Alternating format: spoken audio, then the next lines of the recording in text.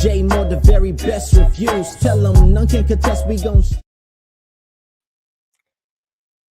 What's good, everybody? Welcome to the show. I appreciate everybody for coming through. It's been a wild week for me. Ups and downs and some pain and suffering. But in the end, I'm here. I made it through. Thank you, Jesus. Because boy, oh boy, I'm telling you. Anyway, for those that do follow me, I know it's a lot more people out there doing a lot more than me lately, and whatever the case may be. So a lot of people don't follow me like they used to, as close at least. But I did post a few minutes ago, maybe 30 minutes ago now, that I'd be going live tonight a little bit late because I had some dental work done this week. I had to go to the dentist a few times this week, and I finally did get the stuff done, y'all. I got my implants. I've been talking about it off and on for a while, and I finally got the dental implants. And I think because I had to go to the doctor this week for my doctor's appointment too, I talked to my doctor, and I think it's time for this belly to go. And so I saw my girl, Encouraging Warrior. She done sent me on Discord. She getting ready for her hot girl summer. I got to get ready for my hot boy summer. I'm a hot boy. I'm a hot boy. Anyway, so I had to finally go ahead and get my teeth done, man. I got the implants, and it has been very painful, man. Ain't nothing like your ear and your teeth or a migraine. I'm telling you, you got any pain above the neck? Oh, ooh wee, ooh wee. You know what I'm saying? But y'all let me know how I think. Maybe I'm ready to be kissable for the summer. What you tell me, Lily?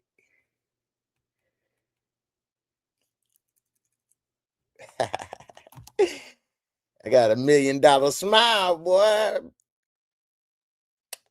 What up, baby? Oh, baby, how you doing? Yeah, what's good, mama?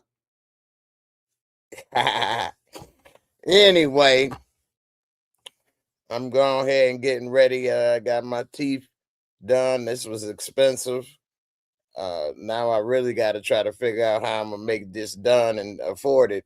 For they repo my teeth, I'll be sleep. And my dentist coming through like the tooth fairy, taking my dang on teeth out my mouth. Don't want that. I can't do it. I bite his damn fingers off. Anyway, he probably got a self-destruct button put inside. If I don't make the payments, blow it all up. Please.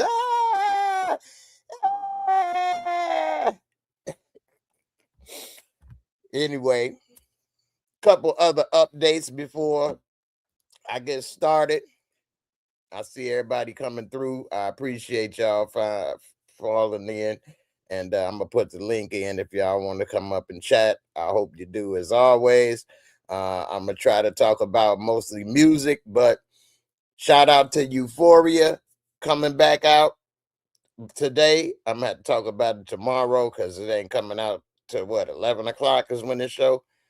And so by the time it's done, it'll be like 12 o'clock. And I'm tired. But hopefully by next week, we can do a live reactions right after it's over. You know how I like to do.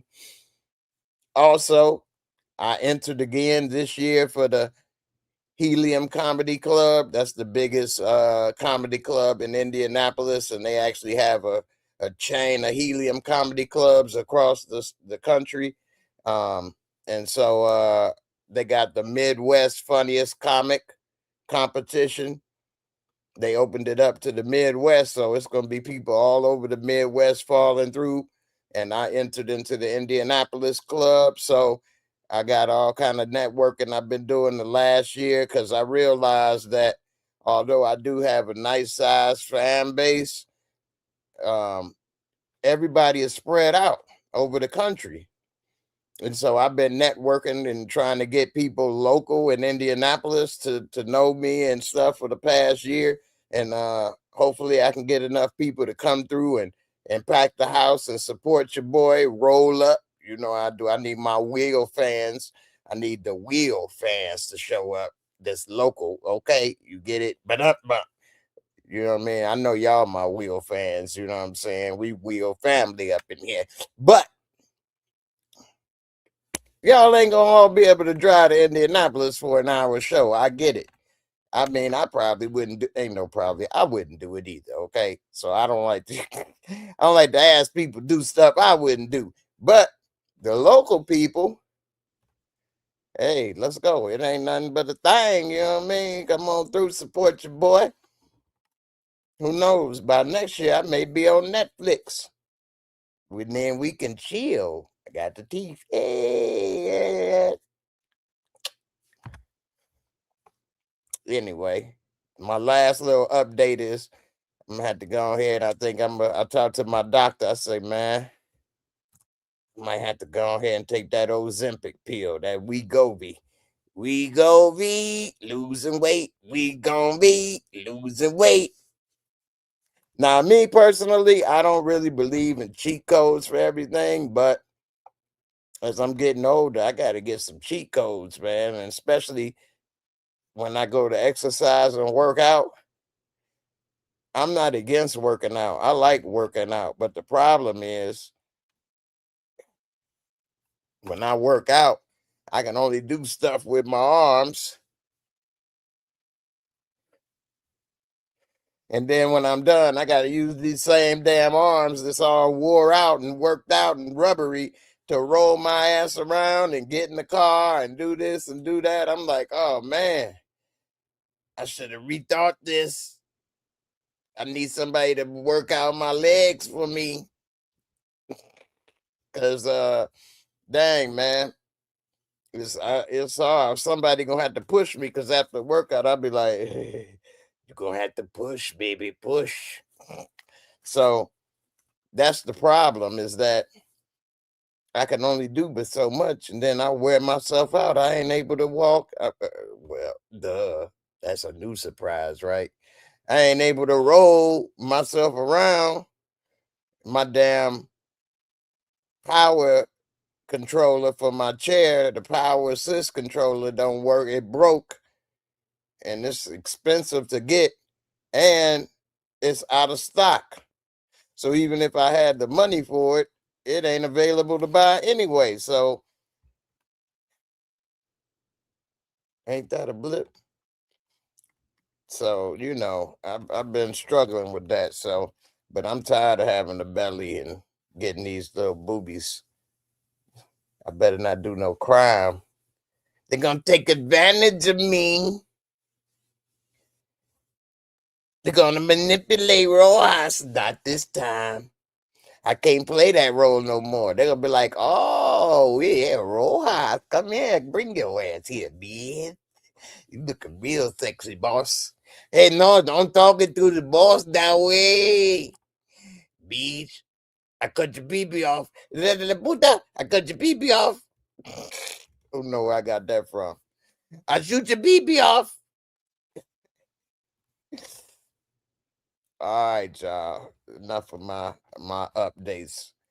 I can smile like my boy Steve. Nah, hey Steve, if you watching, I'm gonna be smiling like Steve. I'm gonna be like this. Yee. Hey y'all.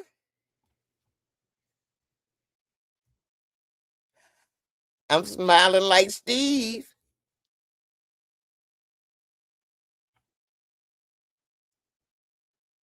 Steve, you've been making me jealous, man. But see, I don't hate. I reinvigorate. I just made that up. But straight up, I ain't gonna hate. I get inspired. I'm like, damn, man, Steve got that $1 million smile up in here, man. Shit. It's time for me to stop playing. All right, Dennis, let's go ahead. Gotta get them implants. Go ahead. Yeah, I know it's gonna be painful and it's gonna hurt my pockets, but you know what? Life is too short. Too short. Dun, dun, dun, dun. Too short. Life is too short. So, I was in there just like Too Short. Bitch, what are you smoking? You're pulling out my teeth all the way from East Oakland, California. But anyway, let me get to some of these comments right quick. And then of course, it's hard for me to stay on track. But tonight I'm gonna try to stay on track on the music industry. Although it is a lot of stuff, like Melania had that interview talking about Jeffrey and Epstein. I did not meet my husband to Jeffrey Epstein. We made at the party. We made it a party. You can see it in my book. My book says we made it a party. Everybody like, man, what the hell? She come up with this. Wasn't nobody asking about her goof ass, talking about where they met. Everybody know they met and how they met. But now, if the information's coming out, why is she saying it? Because her best friend that she knew before all this happened might be ready to spill some beans. I drop it if we holy. She spilled the beans on the table. I said, don't you do it. The deputy book. You're talking too much, you stupid bitch. She tried to frame me. See, I can talk a little bit more with my jokes again, you know what I'm saying? I can do it with the deed. Hey, who else? That's right, old man Quillis from the movie Juice. You said, "Le puta, I shoot your pee off. I shoot the pee off. I shoot that pee off." What? Shout out to who else? First in the building tonight. I appreciate it, man. Definitely. And if y'all are new to the channel, please hit that like, subscribe. I normally don't say that because if you're watching YouTube, you already know what to do if you like something. You know what I'm saying? So I appreciate it, but I still see big creators saying this. And I'm like, damn, man, that's wild. They still say it, but they growing and doing better than me. My channel actually going in reverse. So, but I ain't been able to make as much content as I like. Plus, with my teeth and stuff been bothering me. And then it's also, when your teeth ain't right, it is negatively impacting your confidence in life, whether you're a man or woman. Maybe I'm wrong. Maybe I'm vain. But, I did have the veneers, but that was bothering my gums. And, then I lost the bottom one. Then when I got a new one, it didn't fit and all this stuff. So, good grief, man. I'm like, you know what? Let's do it. Pull the plug. Take them off life support, baby. Give me them implants. So they are permanent, but, they expensive. Shout out Encouraging Warrior, my sister from another mister. What's good, sis? Stephen Harris, you say like Lil Wayne and Manny Fresh. I got a hot girl. I'm a hot boy. I got a hot girl. I'm a hot boy. I sound just like BG back then. I'm a hot boy all around the world. I'm a hot boy.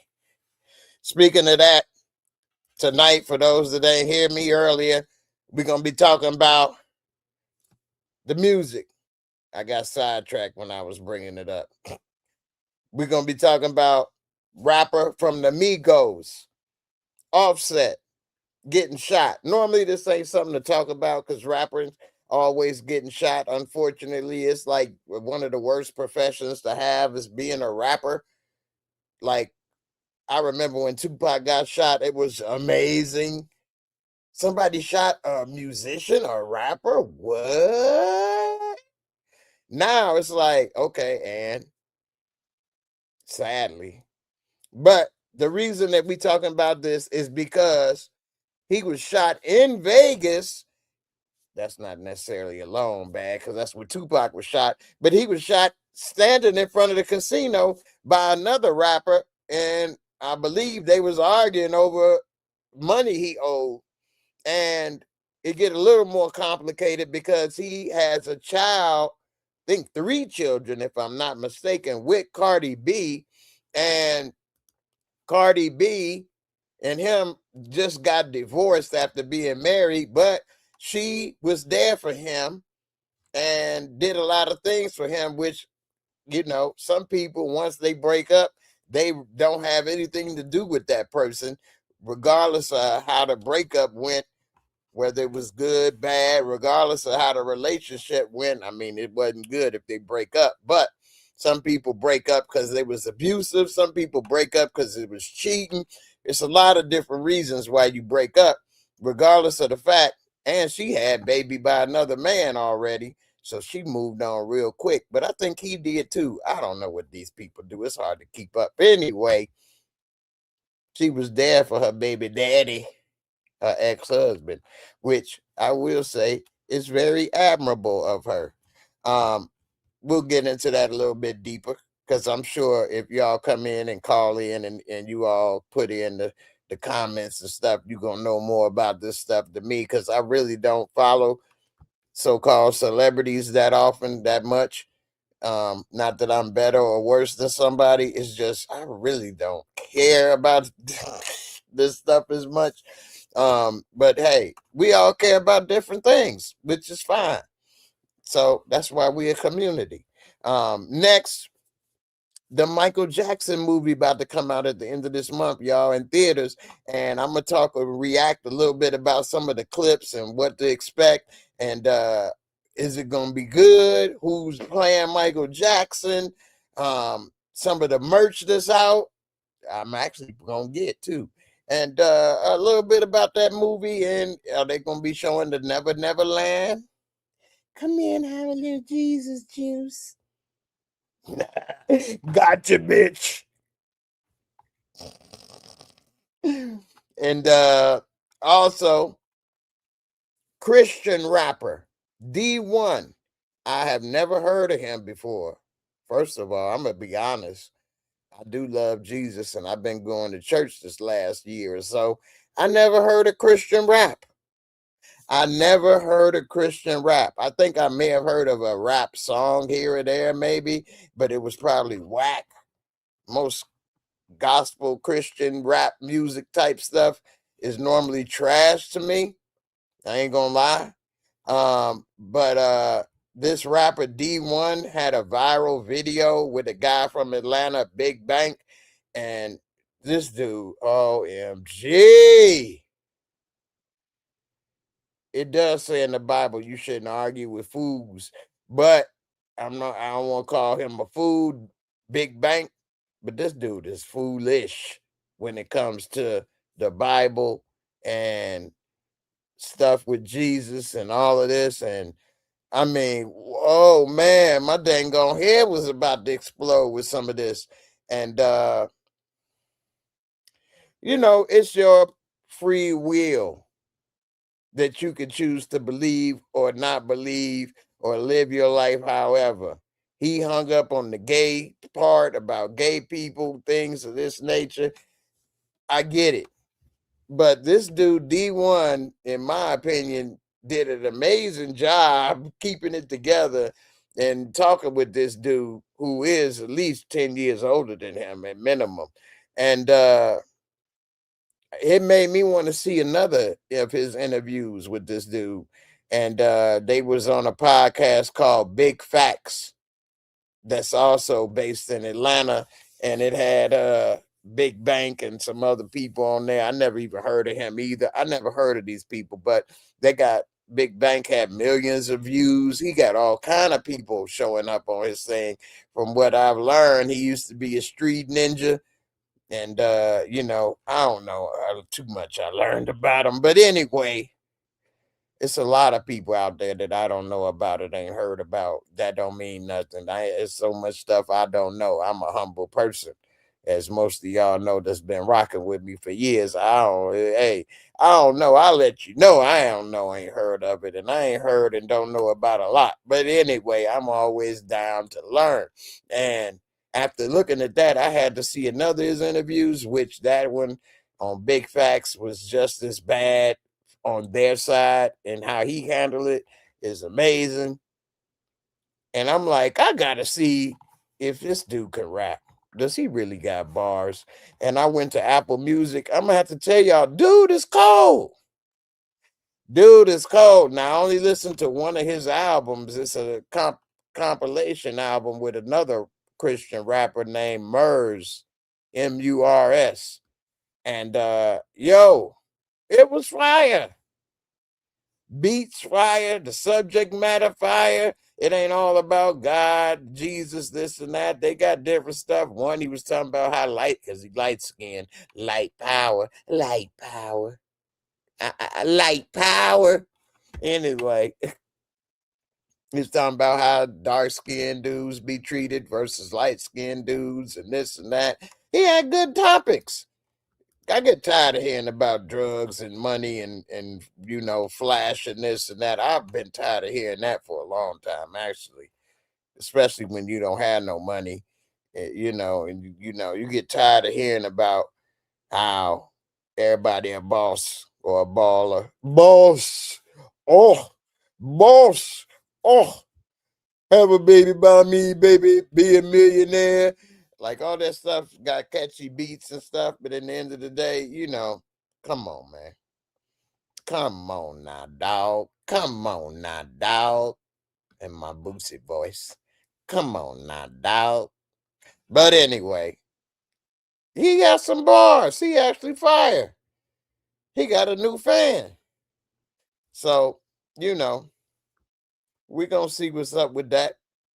And I guess without further ado, we about to go ahead and get into it. Let me put this link in there in this description box, so if anybody won't come up and talk, let me get to some of these comments right quick. What's up, my sister? You say I want to fly out for a comedy show, so I should.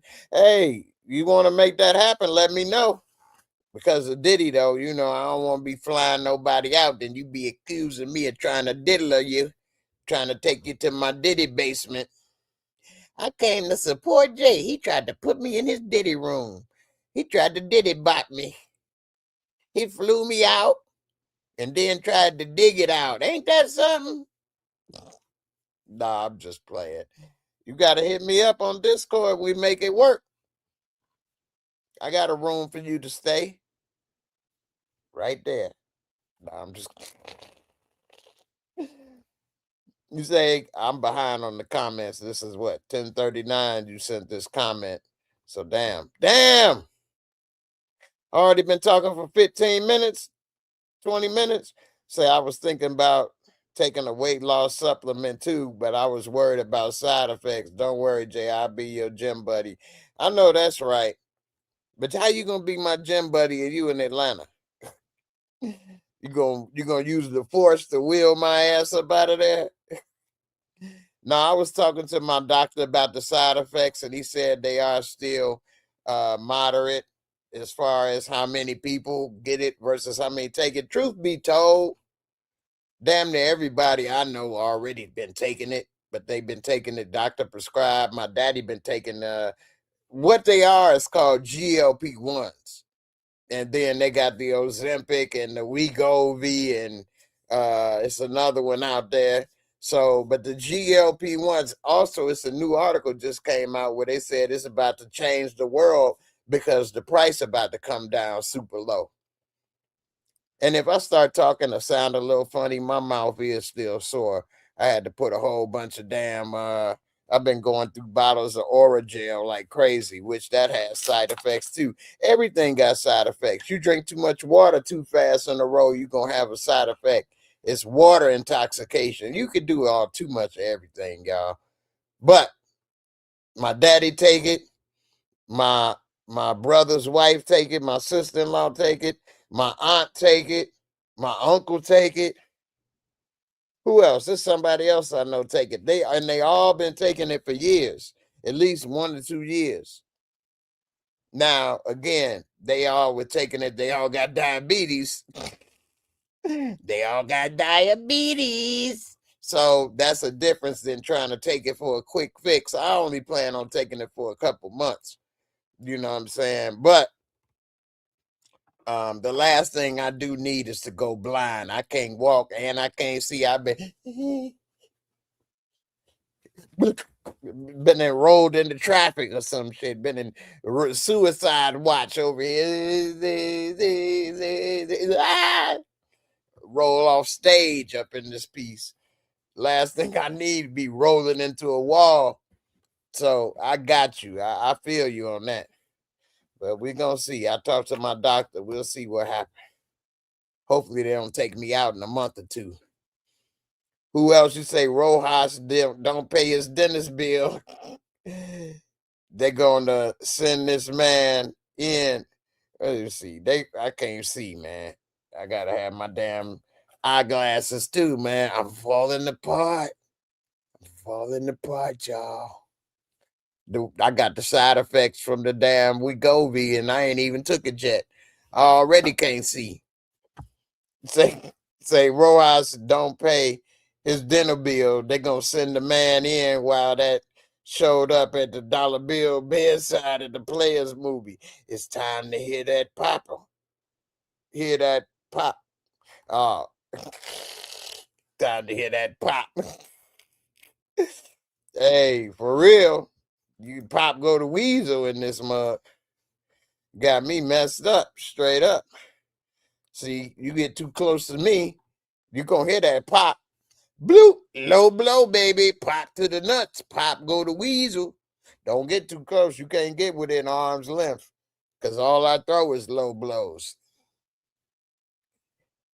Partly because I can't get up high enough to throw a blow. Anyway.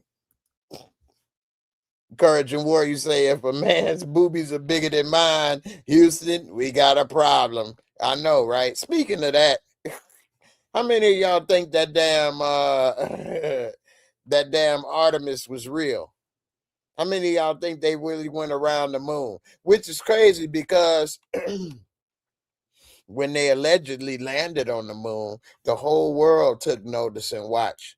Now they supposedly went further than any human being has ever went around, well, from Earth, which is they went and circled the moon.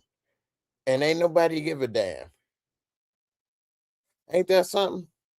And the amount of money that they spent on that allegedly could have given everybody health care for a year or something to that effect. Could have fed people for a year. A lot of different things it could have did.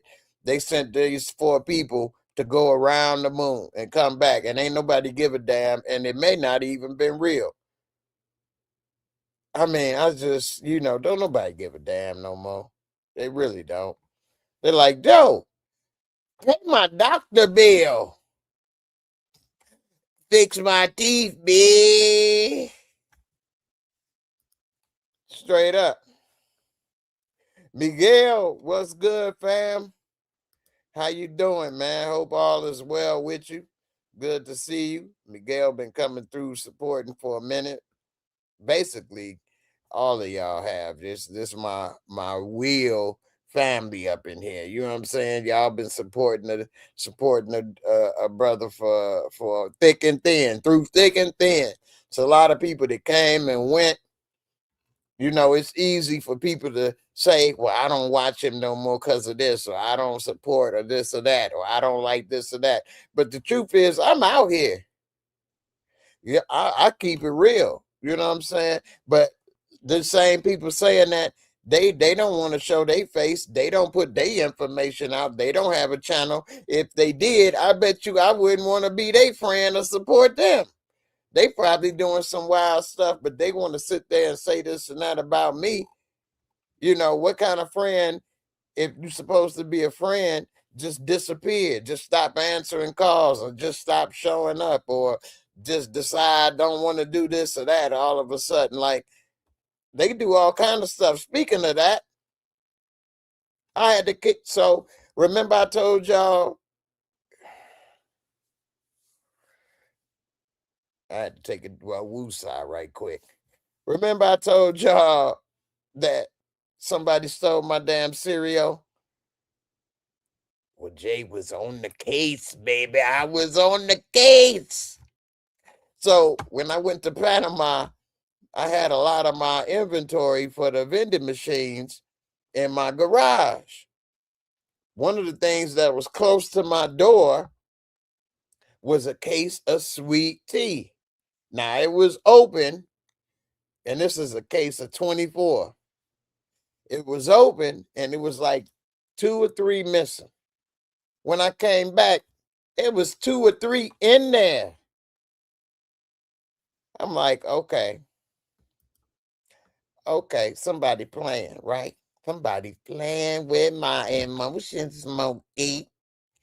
Anyway, I didn't say nothing. I ain't even say nothing on here. But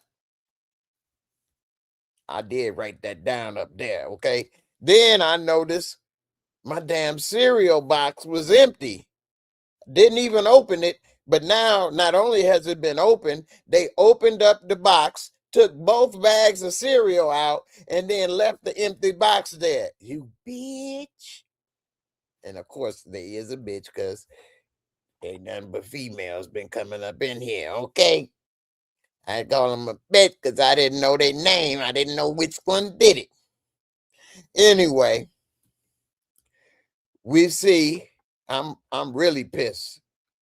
I was kind of heartbroken. And it ain't about the cereal.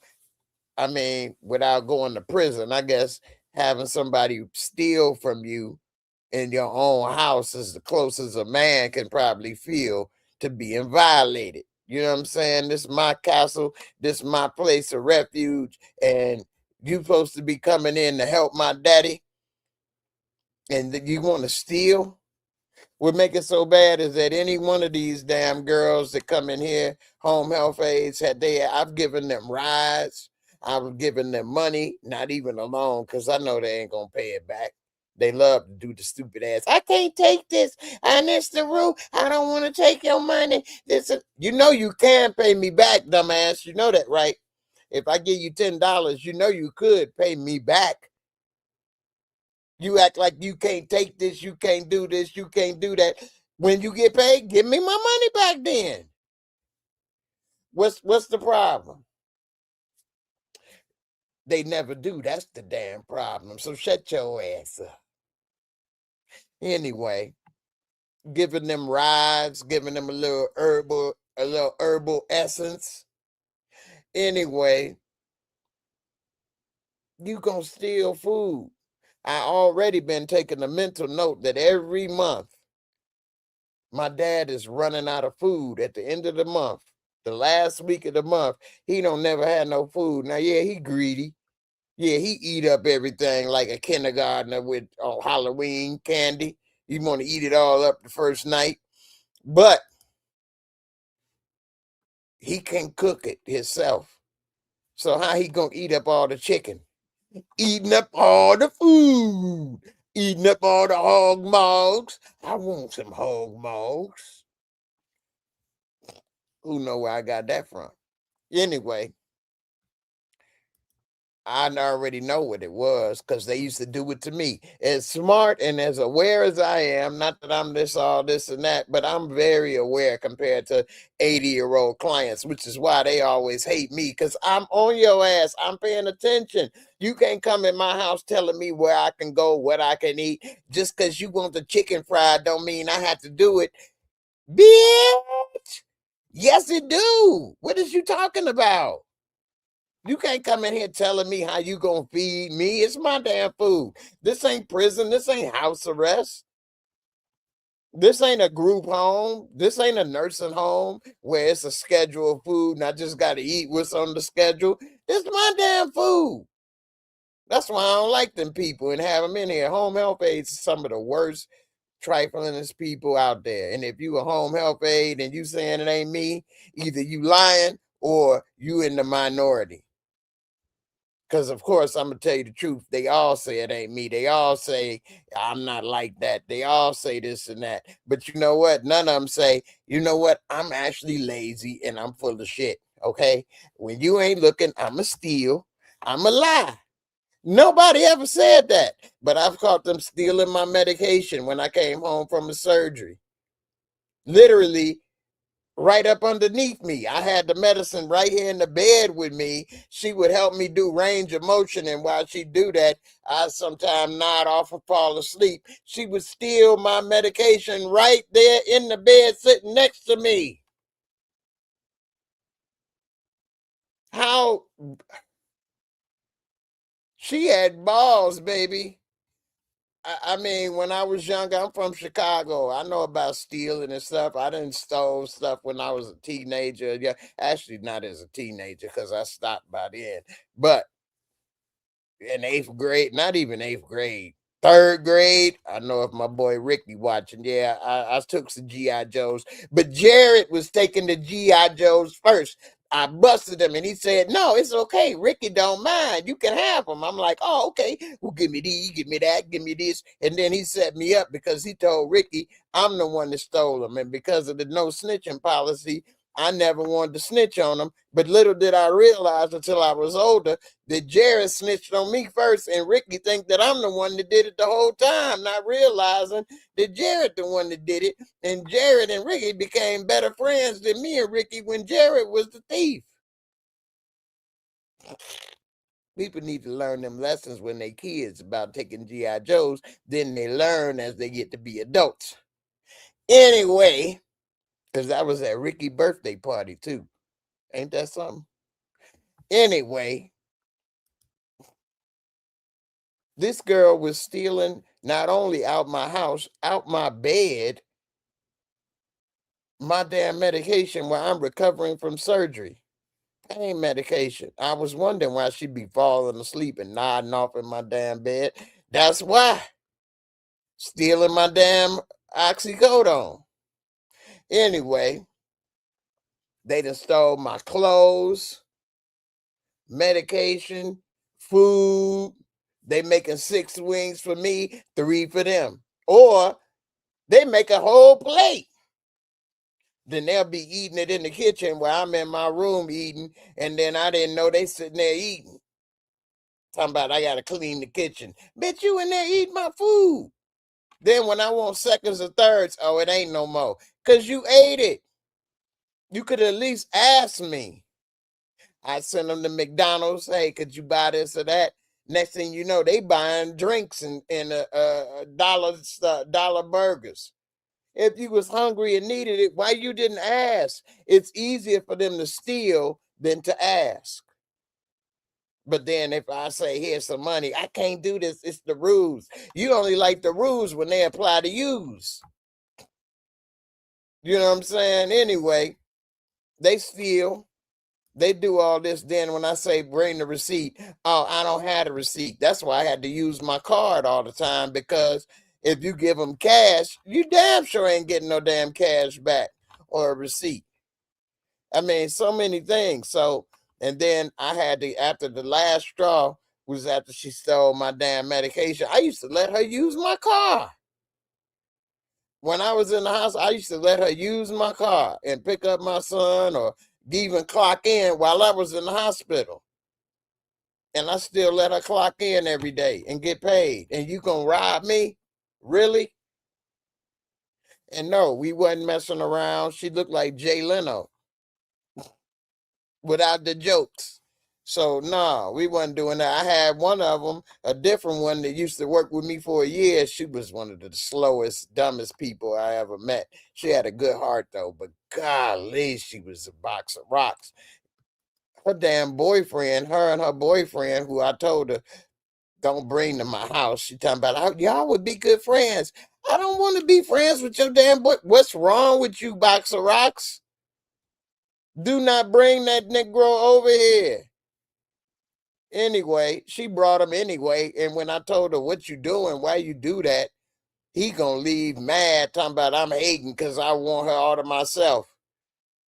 You idiot. Ain't you heard of HIPAA? I know you ain't heard of HIPAA. She shouldn't be telling you about me, let alone bringing you to my damn house. I don't want to be your friend. I don't want to hang out with you.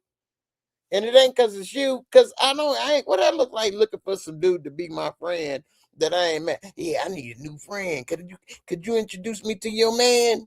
What? Anyway, they had some damn fight one night, and that fool calling me, threatening me, talking about, you better let her out your house. I'm on my way. First of all, she ain't in my house. And what you mean I better let her out my house? As if I got her kidnapped and this and that. This dude took the bus all the way to my house, banging on my door, and then bust my windows out when I would try to, my car. And when I was trying to tell him, that damn girl ain't here, I don't know what you talking about. This dude screaming at me like a broad, talking about what he gonna do to my son and me. So then I snapped. You know what? Fuck you, my man. I'm locked and loaded. Bring your bitch ass over to the Alamo. This your last stand. Welcome to my world.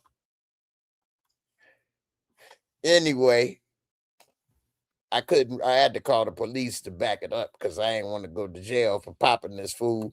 And they like, hey, look, if he come in that backyard, sound like a pile of neck bones. My son was surprised, like, what? I'm like, yeah, you think they about to be our security guard? That's why I'm strapped. But I can't just leave the front door open. But if he jump in this backyard, I'm going to light his ass up like the 4th of July. Anyway, he didn't do that, but he banged on my front door, hit my damn brick wall next to my front door. This at my older place. He hit that with a hammer, and then he over here talking like a little bia, bia, bia.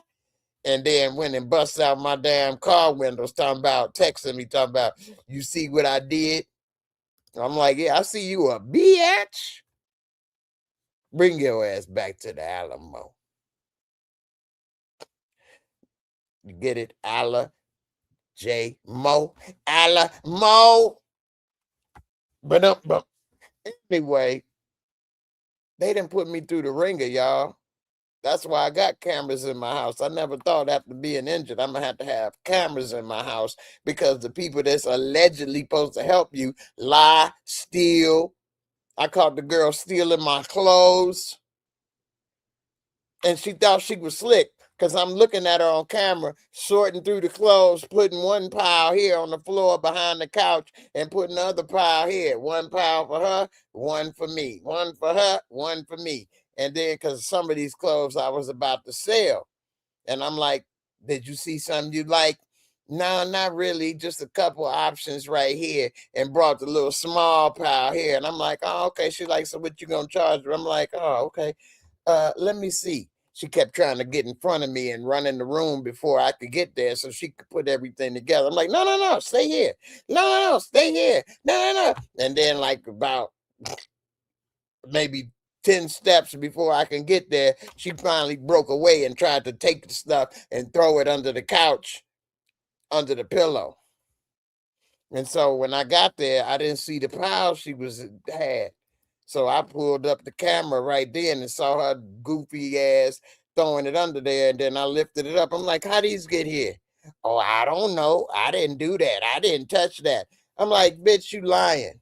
Not only are you lying, I was watching you on camera the whole time. Here it go. Of course, she started crying. I ain't got no school clothes for my little fat ass son. So you couldn't just say that? You couldn't just say that. You had to rob me, right? Because, fork me, right? Because I got this, I got that, right? So fork me. You just steal from me because I'm stupid because I'm in the chair, right?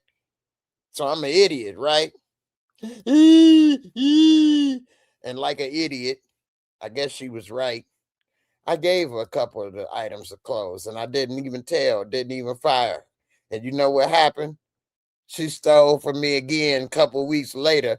And she was in my car when I busted her. while she was being disrespectful, talking to me, talking about I'm about to make her late. This broad ain't never came to work on time ever. She talking about I'm about to make her late because we on the way back to the house and it's 15 minutes before she clock out, and she over here cussing me out, which we did get back before she was late. And then, because we coming from Chinese food restaurant, she tried to take the damn Chinese food I bought anyway after I busted her stealing, and she cussing me out. And I'm like, oh, hell no, you fired and you can't take the Chinese food. So she took it and flipped it over in my car, in my fine automobile. Who know where I got that from? And then I had all that fried rice everywhere in my damn car. I made the damn company pay for it to get it clean, which took them damn near a month to do. And then after that, I left their company ass, man.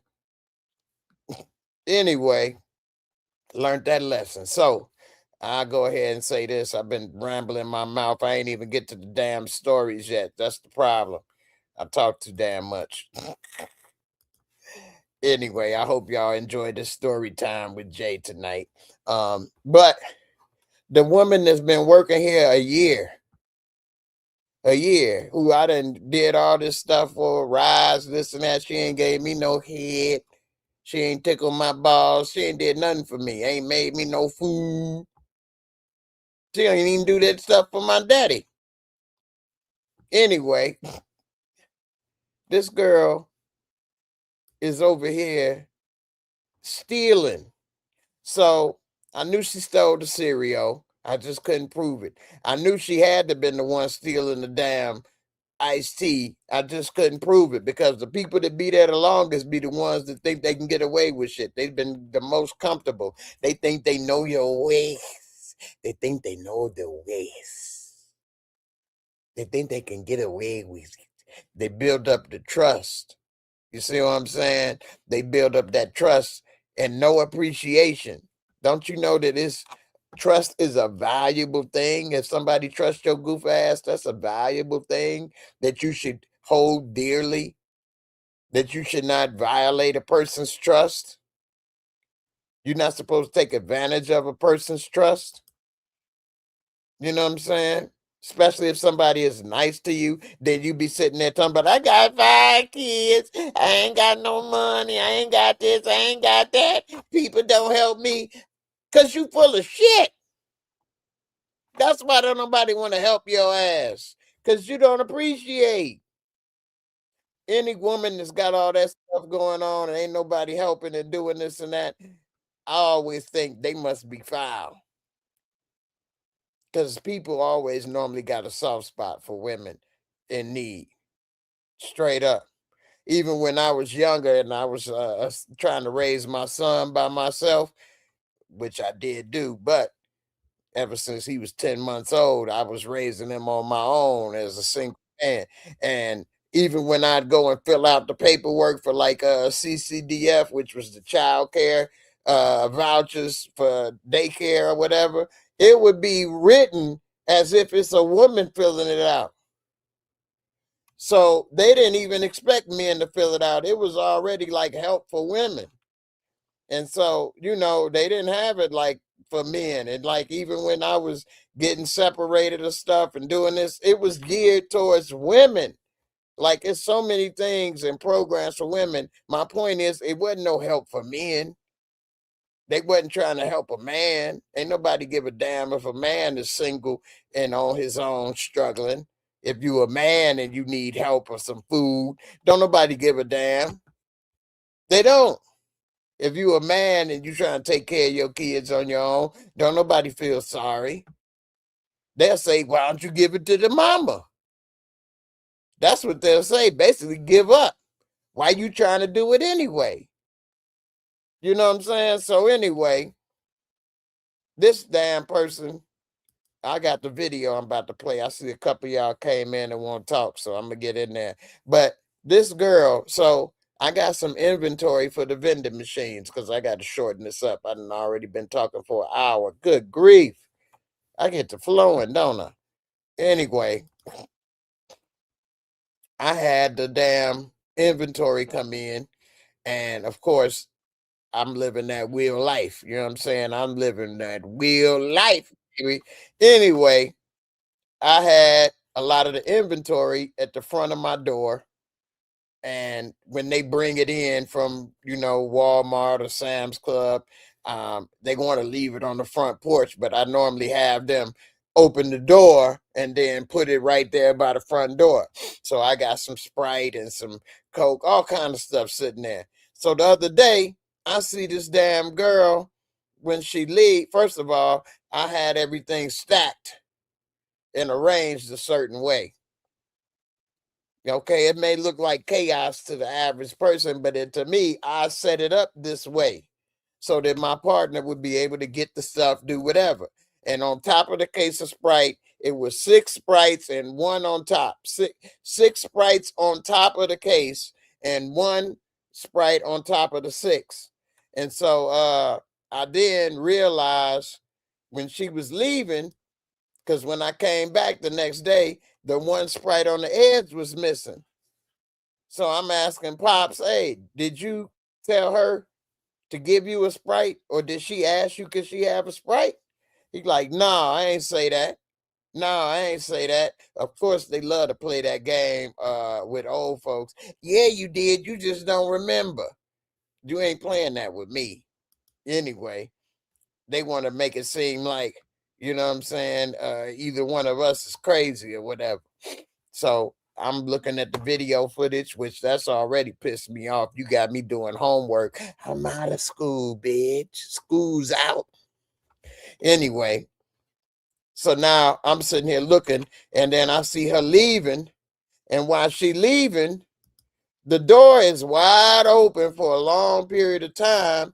And then when she leaves, because the door is open and the way the camera's situated, I couldn't exactly see what she doing, which that made me mad, of course. But then when she leave, I got a camera on the other side of the door, the Ring doorbell. It ain't a Ring doorbell, but y'all know what I mean. Anyway, I'm looking at the doorbell and I can see in her little plastic bag, which I told them, tell your people, do not bring no damn bags in my house. Anyway, they don't tell them nothing. They horrible. They don't tell their employees nothing. Nothing. Anyway, I can see in her bag, she got a damn Sprite in her bag. So I'm like, oh, this broad, she think I'm stupid. You think I'm stupid. So anyway, what I do is I move everything over. It made it look like I was straightening up and cleaning up. But I actually put everything in the view of the cameras. Got your ass. Don't try it. Don't you try it. Of course she did, because she dumb. They think we dumb. They think we stupid because what? I'm in the chair because he old, so we stupid. No, you stupid because you do this type of work, dumbass. You the idiot. You the idiot. You the idiot with 5 kids and you got a man and you don't even have a car. He can't even drop you off. You taking the bus. You the idiot. How you giving away that cootie cat for free? You the one that's working a job that anybody can work. What you putting on the resume? I could sweep. I could wash dishes. I could put some clothes in the laundry machine. What are you writing? You the dumbass. Straight up. You ain't passing meds. You ain't no nurse. This job only requires that you 18 years old and don't have felonies. That's it. You can't even show up on time. Anyway, this damn girl, so I moved everything in the view of the camera, and then her dumb ass did it again, thinking she slick, try to have a empty box under her arm, and then dip low, and take the bottle and like hold it low between her legs as she walk out. You on candid camera, bitch? What is wrong with you? So I ain't no more talking and complaining or asking you this or that. I had to send the video right to the office and get your ass to stepping. Something that I can't do. That's about all you got is you can get to stepping. So step in the name of love up out of here. Straight up. Then after they did it and I sent it, they talking about she was crying. They all cry. Cry me a river. That's all they do is cry. You should have asked. And people, my dad used to say I'm being mean to them or this or that. Now you understand. I ain't being mean to them. I just ain't playing that game. I know they ain't coming here. This ain't no dating service. They're not coming here because they care about you or me or they love us. If anything, they resent us. You know, they used to resent me. Why? Because I'm over here trying to take care of my son when they baby daddy don't want nothing to do with their kids. Here I am in a wheelchair, still there for my son. But, you know, you can't have nobody be there for you. Probably because you a thief. Anyway, I'm going to play this video of this thief right quick. And then I'm going to go ahead and do this. Get to y'all as callers. Sorry for holding y'all up, but at least now y'all got something to react to, right? All right, here we go. Push the wrong button. Look at this thief. Like a thief in the night, except she ain't nowhere near Jesus. Now look at this. First off, let me zoom in a little bit. So as you see, this is the door area, and the damn packages was right here. And when she opened the door the day before, I couldn't see it. So I put everything right here. And as you see, there's the sprites on top. She already took one off the corner. So as you see, this one sitting right here on top. There it is. All in plain view. They think what? Because you got a nice house or, you know, you got this or that. See, you never know what somebody want to steal. I remember when I was staying at these apartments out here before I was injured. And I didn't know that they were staying in the empty apartment watching me. And they thought that I was gone. I was going to get some blunts. I came back. They stole all kind of stuff. I eventually got some back. But they stole my damn TV remote. Something I paid $10 for at CVS. They stole it because it looked nice. You don't know what somebody want to steal. These people are strangers, thieves. Anyway, here it is. Watch this. She over here talking to him, talking about some you welcome. Here she go over here. I should have took out my damn ninja sword right here and chopped her nipples off.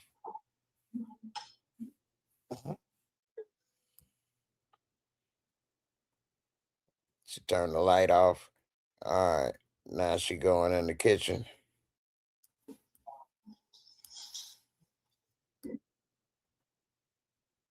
And you know what? She know it's cameras. She know it's cameras here. This ain't no secret. Now look. You see she put this damn box. Look at her. Bending down. You think this is freebie night? You think these are here for your free ass to take as you go? Look at her. Bending down with her hand out. Hand in the cookie jar. Look at that. Look at that. Grabbing the speed right. Look at that. Boop. Boop. And then holding it between her legs as she walk out. She look like she sell dope. Or use it. Look at that.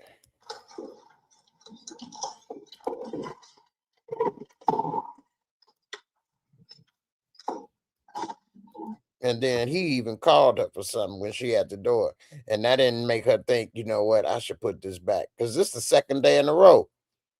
For time preferences, I ain't going to show the other video. But this is the second day in a row she stole. She already stole the cereal. She already been eating his food. She been robbing him blind. Like I told her, if I wasn't here, she'd take your damn drawers and sell them.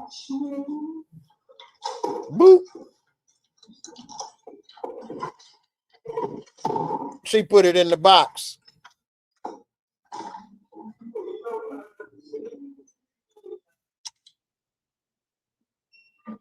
Huh? You say what?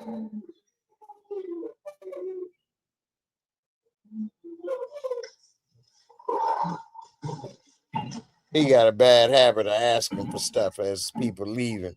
She left that box there with the merchandise, though. You see that? She put that box down with the door open with the damn Sprite in there that she put in there. Because look at that. She took the Sprite. You welcome. Shut up. Look at her. Boop. Boop. There it is. Boop. There it is. Boop. There it is. That's the remix. Putting it in my boy. All right. Anyway, time to get to the topics of discussion tonight, y'all. Y'all want to see something else right quick? I'll show y'all this right here. So y'all know, boy, your boy was in pain. This is the same day she robbed me. Look at that. Hold up. Hold up. Wait. Look at that. This is the exact same day. I'm over here, mouth looking like I done got beat to death in the mouth. Look at that. Eye falling out.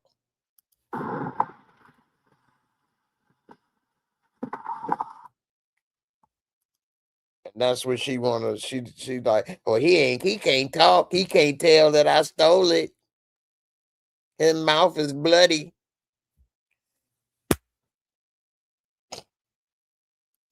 What up, Steve? What up, Encouraging Warrior? What's good, Dame Dollar? Hey, everybody. I appreciate What's up, you Jay? waiting so patiently. Hey, what's up?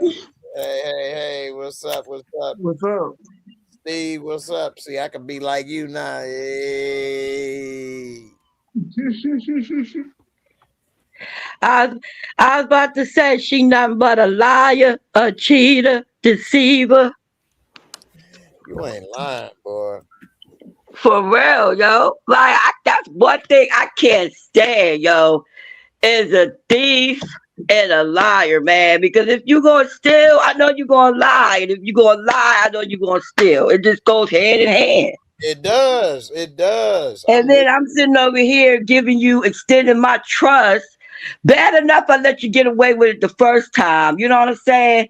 And I'm thinking like, okay, maybe you're going to redeem yourself. But then you're going to sit there and go do it again.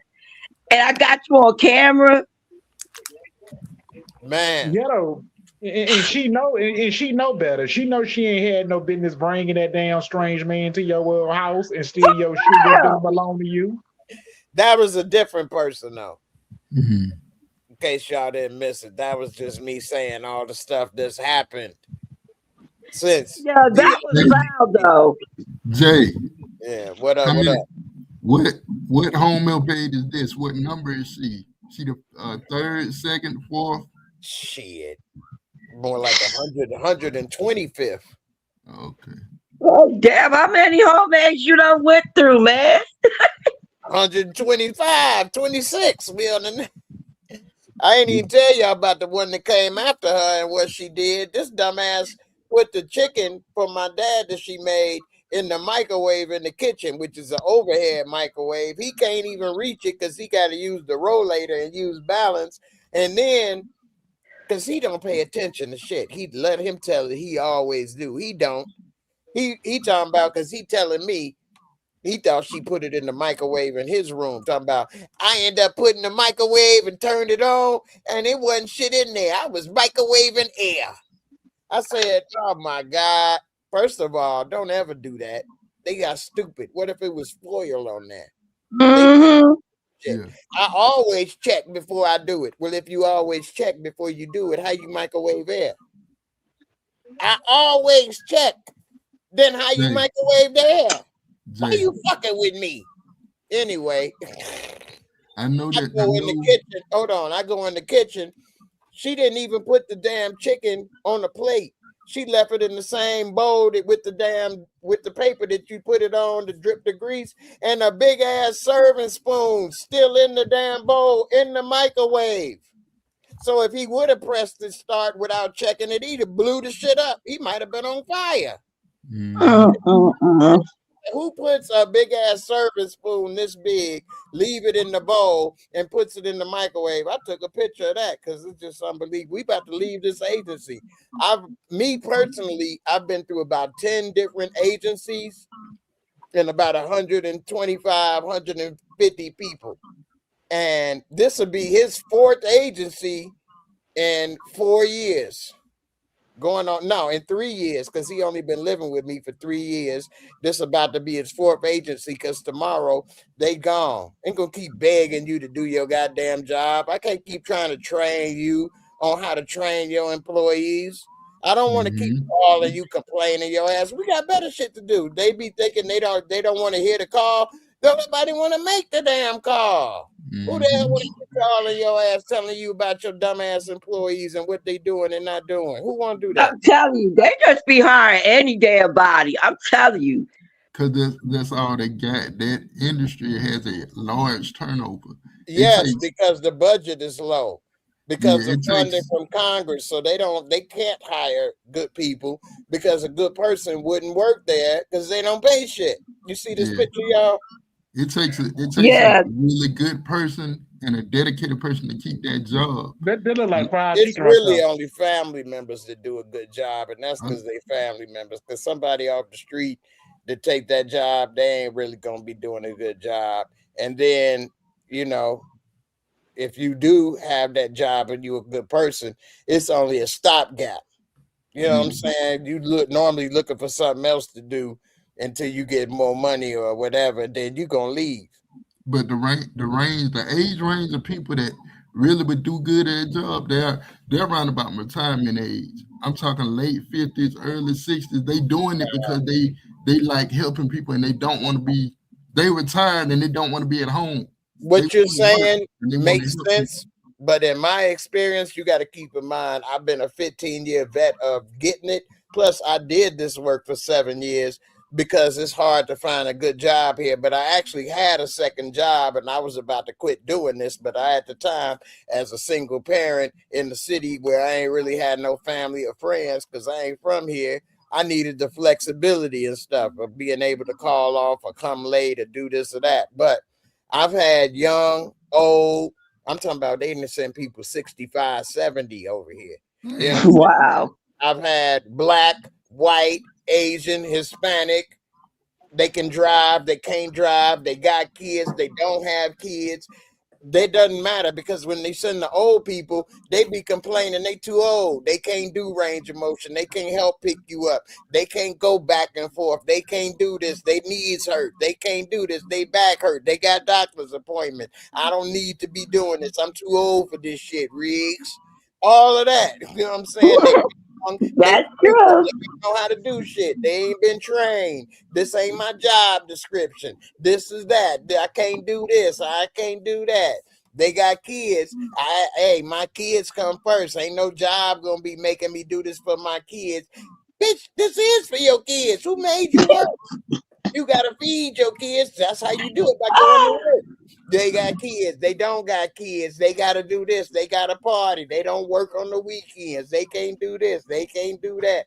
They got a car. Their car broke. They can't do this. They need a ride. They man need a car. What you need to understand is they gotta pick up my kids. I gotta do this. They don't got a car. I gotta take the bus. Yeah, I don't have a ride. You gotta understand the bus be late. I can't control traffic. I've heard it all. I feel like a teacher all the time hearing the same shit about how they dog ate it. It's the same story, man. I'm sorry and it's sad to say, but it is, man. Because the original point, Damien, the class of people, because of the amount of money they pay, you're gonna have the same low workers. So what would be the solution, Jay?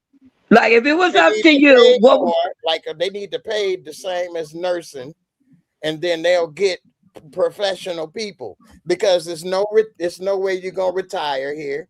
There's no way to move up. What you gonna do? How you gonna get a promotion to do what? They don't give them no raises. It ain't no 401k. It's high turnover. They pay less than McDonald's, $10, $12, $13 an hour. If you're lucky, $15 an hour. No company car. They no company car, ain't no gas or fuel reimbursements. It's no benefits. You know what I'm saying? It's no trust between the company and them. So it's a And very you know what? dead-end job. It's the definition of a dead-end job. And there's It's no sad because I mean everybody going to get old one day, so you Exactly. would think that would be something that Congress would be interested in. You know what I'm they saying? I rich, mean, but they rich and they pay out of pocket. So what they do is they get companies that hire people that for people that pay out of pocket. And if you can afford to pay 3,000-4,000 out of your own pocket each month, you pay mhm. $1,000 a week. Oh, you got real people working now. That's a real job. But they ain't getting 1,000 a week. If they do, they got to work 60 hours. So, but if you paying $1,000 or $2,000 a week out of pocket, oh, you get real people. You get nurses to work there. You know, Mhm. you get professionals that want to keep the job, that actually got a brain between their two ears, that can pay attention and remember shit. They can't remember a damn thing. They can't. You say, hey, don't do this. Hey, make sure you do that. Oh, I forgot. Bitch, I just told your ass. Why you talking to me like a kid? Because you act like one. A kid, you got to tell multiple times over and over and over. Adult, you tell once, maybe twice. If I say, don't forget to put the bedspread on the bed and they leave with no bedspread on, how you think you did your job? You a dumbass. You got an 80-year-old man with no covers. Like, who gonna do it? How he gonna get it? So he got to sleep with no damn blanket all weekend? And God forbid if they got to turn them over so they can prevent having bed sores. Oh my God, I can't lift you. It's a record. They know all the rules on how not to do something. Mhm. You know, they don't know the rule. You shouldn't be on the phone while you at work having conversations or FaceTime. And they don't know the rules. You shouldn't be eating up all their food or eating or coming late. They don't know them rules. Or They don't bringing know the random rules. people to they Yeah, they to don't know your the house. rules about that. Bringing people to the house or getting dropped off or bringing people in the house. They don't know them rules. You know what I'm saying? But if it's a rule on what not to do as far as work, oh, they know them rules. They know them rules. You know, it's really sad and pathetic. But again, this is the laziest class of people. They couldn't even work at McDonald's. I'm being honest. You got to know how to work the fryer. You got to know how to work a damn cash register. You got to come on time. You know what I'm saying? You got to have good customer service. You can't be up there with no shitty attitude the way they have, talking to people the way they do in their own house, but it ain't nobody watching. Normally, they don't have cameras in their house. They ain't fucking with somebody like me. You know what I'm saying? Most people that's old, they scared to talk to them. They scared of them. They can bully them. You know what I'm saying? They ain't got no cameras. So they can just have their way with them. That's another reason they hated me. They even told me to my face, I ain't gotta be here. My other client didn't even ask me to do much. I could be over there. So the reason you want to be there is because they don't ask you to do shit. That's a disservice. Mhm. You just want to get paid and sit on the phone where they don't hold you accountable and ask you to do much. Ain't like I asked them to do much. They used to complain to me, how many places you gonna go today? Bitch, it's my car and my gas. You ain't driving me around. You sitting in the passenger seat. You clock out at 5, it's 3 o'clock. I can go to 10 more places. As long as you ain't here at 10 o'clock, at 5 o'clock, what difference does it make to you? Wow. Yes, and that bra was 50 something. 50 something. So, you know, these people, they just got the worst attitudes. The worst attitudes. They trifling. You know what I'm saying? A lot of Don't them want to live be in told Section nothing. 8 projects. I saw Yo, Jay, I ain't gonna lie, yo. The shit that you going through, I didn't realize you had went through so many health homemades. But oh my that shit God. sound like a damn reality show. Like I ain't gonna lie, It is. like for real. Like that shit should be a reality show. I wrote it together about 6-7 years ago during COVID, a little pilot, and I called it what did I call it? Home Health or something like that. Somebody actually came out with a show with the same name. I think Tyler Perry. Home Forget Health that assisted Yeah. living shit. Assisted Yeah. living. Yeah. That's what it was. I called it assisted living. And then he came out with the show. I'm like, what the fuck? Killing my damn mind memories, bitch. Well, Yes, Medea character is my grandmother's name. My grandmother's name is Medea. So my dear. Because that's Medea. what people used to call my dear. Mm-hmm. But then with the southern twang, it would be my dear, my dear. And it's some people on my father's side that they would call my dear. You know what I'm saying? That wasn't always her name per se, but everybody would call her that like in a That's her respectful title. nickname. Yeah, That's her title. exactly, my dear, because you got that southern twang. Because a lot of my family on my father's side either come, my grandmother from Mississippi, my grandfather from Arkansas. So they all got that southern drawl. Yeah, You that know, hospitality. yeah. Well, the drawl is what you call your The accent. accent. Exactly. They also have the hospitality of saying my dear, but the accent make it sound my dear. But anyway, yeah, man, it's been a nightmare. A nightmare. It's worse than the injury because it hurt my inside as far as trust, you know what I'm saying, appreciation, make you Mm-hmm. people around or have Messed people up in your your countenance. house or even be in relationship. Plus, the majority of them black women too, so that Messed make up it your harder on countenance. me with black. They all been stealing or lying or doing this or doing that. It's just very, very bad. They not very helpful. They treat you like shit, and because of that, like I was 33 when I was injured. It wasn't that way. So it make it seem like they can be two-faced if they think they can get something out of you or they think you look good or this or that. Oh, it's a whole nother attitude. But as soon as they don't see that in you, oh, you ain't shit. They'll run over you. They'll leave you hanging. They'll do this, do that, manipulate, lie. I tell the company stuff, they'll be saying, no, that ain't true. He was trying to make sexual advances with me and I've turned him down. What? Then I Oh my God. yeah, then I'd have to be showing the video. I don't care what that video say. I still listen to that. Bitch, I didn't make no video about you. This the truth. The video ain't say it. You did. I've had people say they was here ringing the bell. I got a doorbell camera. You can see they was not there. It must not have did it. It must not. No, you lying. I've had them say they was ringing the bell for 10, 15 minutes. Nobody showed up. You could literally see her push it one time, clock in right there at the door because you have to be with these apps to clock in. They have it with a geolocation, so it won't work if you're not physically at the address. It won't let them clock in.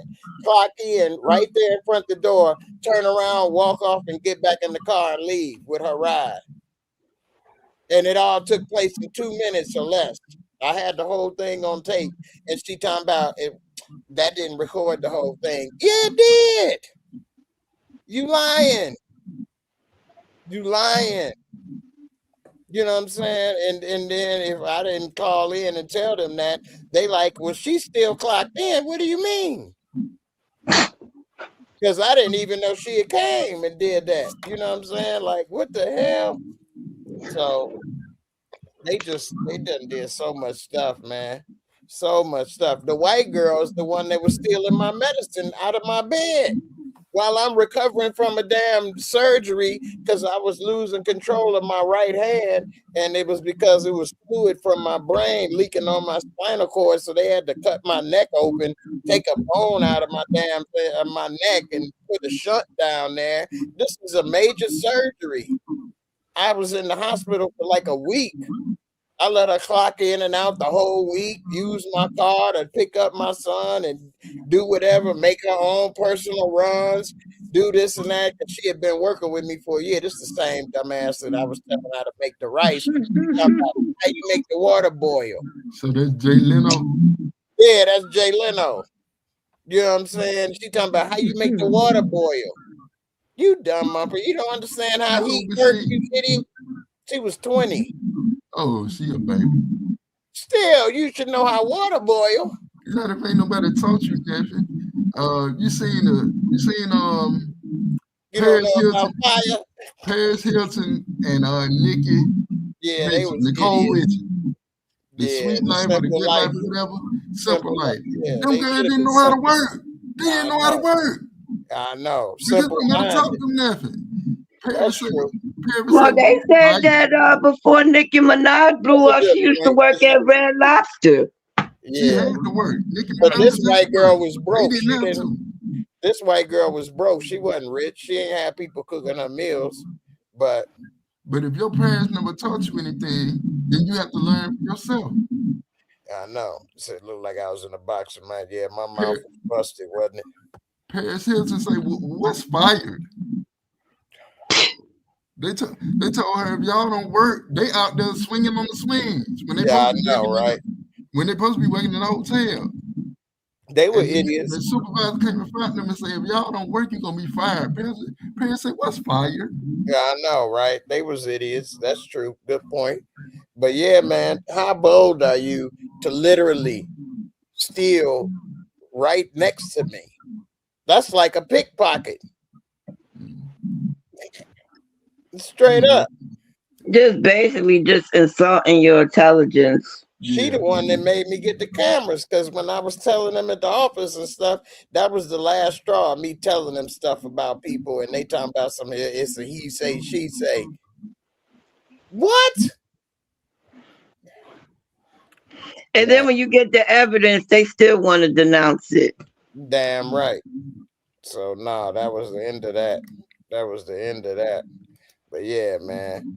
Now that y'all here and I done vented, I talk too damn much. Yeah, you were saying something about some music industry, something. Yeah, so what's up, y'all? What y'all think about Offset getting shot in Vegas and then Cardi B actually trying to, be there for him? And I had to give it to her because when I was injured in the accident, my baby mama, she was all over me talking about that's what I deserve. You know why? Because I took care of my son. She wanted to take care of him when we broke up and put me on child support. And I said, no, I'll just take care of him all on my own. You ain't got to even worry about it. And she said I was wrong and I was this and I was that. And then when I was in the hospital, because they were putting me on Medicaid and Medicare and stuff, they was having me put her on child support for $78 a week. And she said, I'm evil and this and that. I was trying to tell her I'll give you the money back, but then she talking about that's what I deserve and this and that and da-da-da. I'm like, oh, you know what? Fuck you. I'm sorry, Jay, but you know me. I'm gonna play devil's advocate on this one. I don't trust niggas as far as you could throw them, and how do we don't know that this shit ain't no setup? So he can try to get back in Cardi B's good graces because he know damn well he got a gambling problem.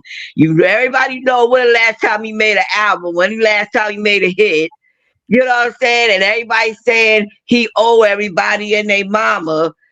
So, I mean, come on. I'll be damned if I let somebody else's addiction drag me in the pole house.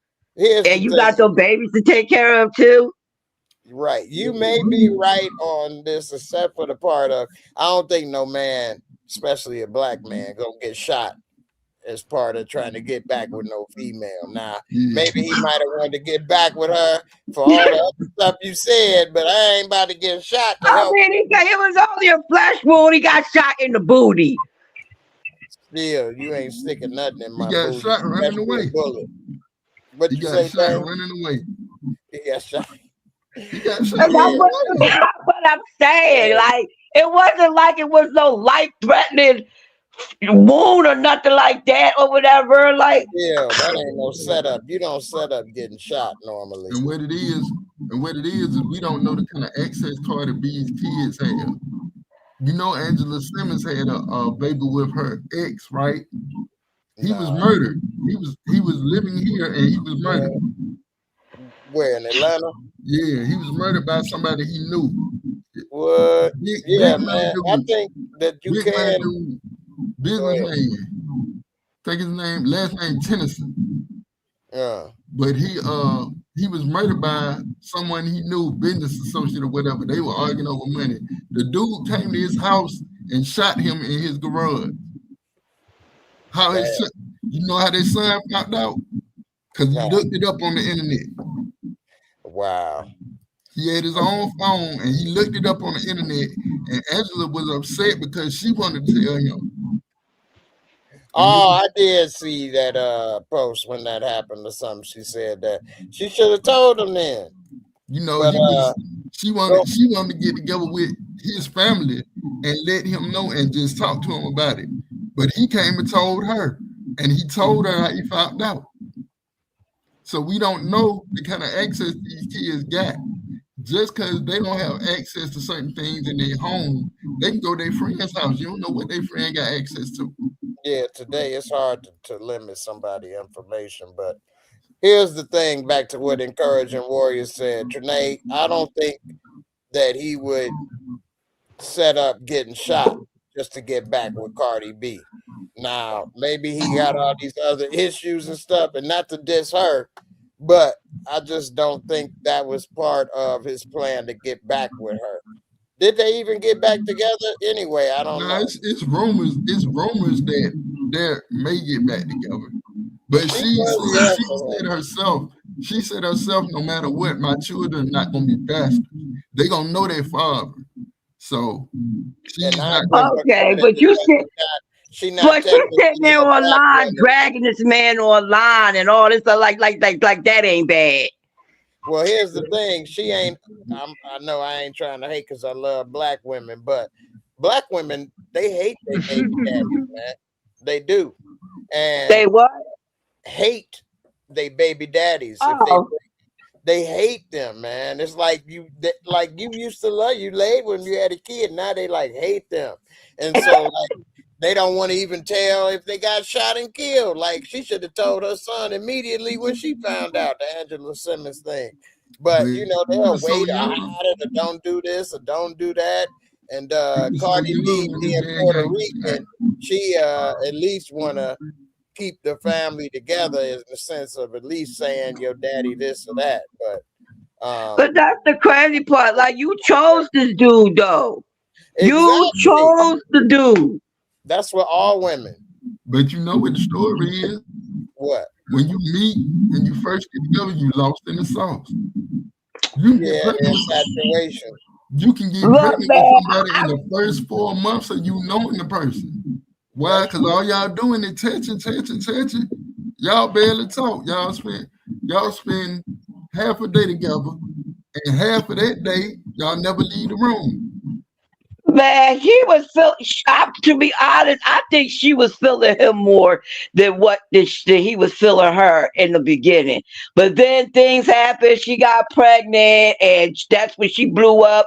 And of course, he gonna ride on them damn coattails till they fall off. So come on now. More money than him now, though. Who forced him she down makes the aisle? way more money than Offset. Yeah, she forced him down the aisle. And you gotta understand, when they first got together, Offset was in a top-selling rap group with his two cousins. Yeah. So he was and that right there is suspicious because how come they were sitting there having talks behind Takeoff's back if they were so much of a group or whatever? They come to find out they were sitting there beefing because it was rumored that Offset was sleeping with Sweetie and she must have been messing with Quavo. Okay, but nobody cares about that. They're family members. How do you know? How do you know they ain't come up like bringing all this drama to himself? How do you know they ain't been doing that since they were young boys, running with girls, this girl, that girl, and you and this is what I'm saying. If Cardi B wanted to take him seriously, you want to sit there have a baby by this nigga, you want to sit there and be married, but sit every 5 minutes you sitting there screaming on TikTok why this man cheating on you with this girl, cheating on you with that girl. It just gets played out after a while. Like, bitch, you bringing this shit onto yourself. That was her lesson to learn, though. That was her lesson to learn. This is something I'm gonna say. She said herself, baby called priests to the house, trying to counsel them. They were trying. They were trying to just didn't work. Now, Offset had children long before he met her. So what forced him down the aisle? Well, here's the thing to both of y'all point. A woman, I hate to say it, they got to be crazy these days marrying a musician or an NBA player while they on the court or still active on stage because they got bad track records. Mm-hmm. Straight up. So they must be, I don't know, I guess Cardi may not have been, paper chasing, but she might have been clout chasing because to Dame's point, he was in the top selling and most popular group at the time. And that did help elevate her. Now she don't need it now, of course, but it did help her then cross over to other audience. And but also to the negative side, why you have 3 kids with a dude that's got a history of cheating? Mm-hmm. And who forced him down the aisle? Who forced him down the aisle? By having the kids. Before they had their second child, before their second child was born, they were married. So who forced him down the aisle when he had 3 other children by 3 different women?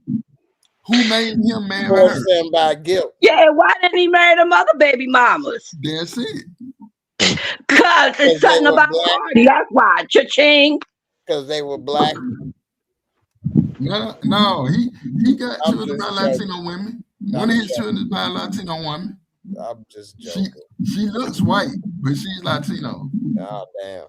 Here, look at this story that I didn't see. It says Cardi B denies buying herself gifts and pretending they were from Offset. All her stuff. All her stuff. That's horrible. They say she bought her things and say they were from Stephon Diggs. That's just bad buying your own damn engagement ring. They say he was in a wheelchair.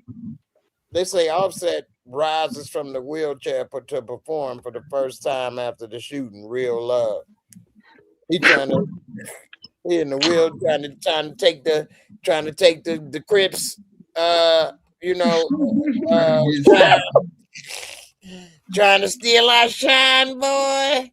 Man, ain't nothing wrong with that dude. Tupac was shot 4 times. You don't get out that and 50 Cent was shot allegedly. Tupac took 5 shots and smiled. He said, I took it and smiled. If you don't get off that show. I took it to smile. Now you want to see my record? What do you say? Now they want to talk about my life. Set the record straight. Yeah, with my AK, that you love to hate. I hit him up. 5 shots couldn't drop me. I took it to smile. Now it's time to set I hit him up. With my AK, I'm still the thug that you love to hate. Motherfucker, I hit him up. Get money. I think Tupac should have been wearing a bulletproof vest that night. Mm-hmm. He did start wearing it, but he wasn't wearing one that night though. But he did. He didn't think nobody was after him really. But they say I forget that Jimmy Henchman. Yeah, well, Jimmy Henchman implicated himself. That's the first time he got shot. In that first incident, Jimmy Henchman implicated himself, and then he been doing spin control ever since. He been doing what? Spin control. Oh, well, that's the first time Tupac got shot at the studios, and while he was making the songs about Diddy and all of that. But what got him killed was when he was in Vegas and he ended up getting into a fight with old boy that's blood. Orlando. I mean, Orlando Brown. No. The part that pissed me off was Orlando Brown. No, Orlando Henderson. Why would you release that song? And you know damn well that song wasn't even talking about Tupac and him. It was like an old ass song. But Diddy gonna release the damn song and shit. So of course Tupac, he like, oh, he must be talking about me. What song? Who shot you? The Who Shot You song. Yeah. That's big song. Oh yeah, big man. Who shot an instigator. Well, he knew if he could could have left that alone at the moment, it would be hot, and there are a lot of people, him and Suge were kind of instigating that East Coast, West Coast, because it was making them a lot of money. Mm-hmm. that crap. And you know, back then you still had to make record sales, and so that's what they were doing. Although it was feeding into a circle of what could get you killed. And You see, know, it was dangerous. Big knew people was after him too, but he didn't increase his security. All right, there was a lot of these stories. Let's read this story here because this is kind of crazy. And you know what? I'll say this about Cardi B. Her booty is humongous, okay? I saw her walking in the mall or somewhere, not the mall, the airport or something after this happened. Her booty, you really can see it from the front. She been getting injections or something. Like, this is becoming gross how big her booty is. She said she was gonna take that stuff out and stop doing it. She need to. I mean, she looked deformed. Yeah, it's too much. It's way too much. It didn't look realistic. I'm like, what in the world? She better get like what's the name, K Michelle, and get that reduction surgery. Mm-hmm. Because remember, they were sitting there clowning her on the award shows. When every time when K Michelle would get on stage, when she had that big old booty back in the day, they were sitting there clowning her, talking about how she looked like an ant and all this other kind of stuff. I'm like, come on, you can tell they laughing with you or laughing at you. For real. Right. And you know what? Black women bodies is already good. They don't need to do this. Even a Puerto Rican girl didn't need to do this. Like, this is insane and dangerous. Somebody hit that from the back. They've been and bust that booty open. Spring a leak up in your ass, literally. Anyway, we say Cardi B denies buying herself gifts and pretending they were from Offset. I'm never gonna do that thing lame shit, okay? I don't do that thing like that. That's what she told her fans on social media. That was her voice. Say Cardi B denied that she bought herself luxury bags and passed them off as gifts from Offset. The Am I the Drama rapper. I ain't even heard of that song. That's the name of the album. Oh, okay. She said on Saturday, they showed a clip of her opening a Birkin bag gifted by the Clary artist. Why they say these stupid stuff like this, write it this way? And it showed her reacting by dancing in her seat. So Cardi was buying her own bags this wild time and what? So Cardi was buying her own bags this wild time and letting y'all think Offset was spoiling her. This they can't write. So here's the caption right here in the video. I will say she has got a pretty aesthetic, but her booty, at least she's sitting down on it. But let's see. It says, let's see if we can play the video. It ain't letting the video play. Anyway, how the hell I go back? Ain't this some stuff? All right. This damn video got froze trying to play. Oh, here we go. Done. Right. So, what else to say right here, right quick? Then we'll move on. I know I talked too damn much already the first hour, but she say I ain't gonna never try to do that lame shit like that. There was no money problems when I was regulating. What the hell was she regulating? Regulate her, mind up. It says Cardi has been highly profitable in her near decade. What? Of man, she been doing this for damn near 10 years. See, I got a mental problem as well. From About being 15 years, it's like so it's like everybody that's been out after I've been injured, I still kind of think of them being new. But 15 years is a long time now. Yeah, it's been about 7. It's been about 7 since it took off. 7 years. So right before COVID, huh?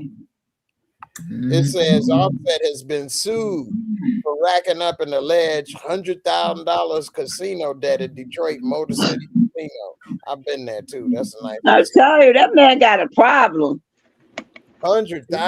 Nelly do the same thing. Who? Nelly. That's why he sold his catalog, probably. You know, That's probably why he did that inauguration for Donald Trump. Snoop did it too. And Snoop talking about which one of y'all gonna be yes or boss? Yeah, NBA YoungBoy did it too. Snoop did it. Snoop did it. Kanye did it. Snoop said which one of y'all Uncle Tom gonna show up? And he went and showed up. Hey, wait a minute! Don't y'all know Kanye West got banned from the UK? no. I ain't heard Yeah. that. Oh yeah. Once Khalifa did get, and he locked up, and he's still locked up over there overseas. Nah, Kanye just performed 2 sold-out shows at SoFi Stadium in LA. He sold them out. Yeah, those shows was hot. And the ones he did with Lauryn Hill. Yeah. Lauryn Hill was there? Yeah, Lauryn Hill. Yo, she was doing her thing. I ain't gonna lie. That was just this weekend. She performed the All Falls Down. She did the hook on All Falls Down. Oh, see? Yeah, because Yeah, I he mean know how to the pull stuff Fugees. together. We ain't the Fugees. She performed Lost One. She showed up on top of that Kanye money though.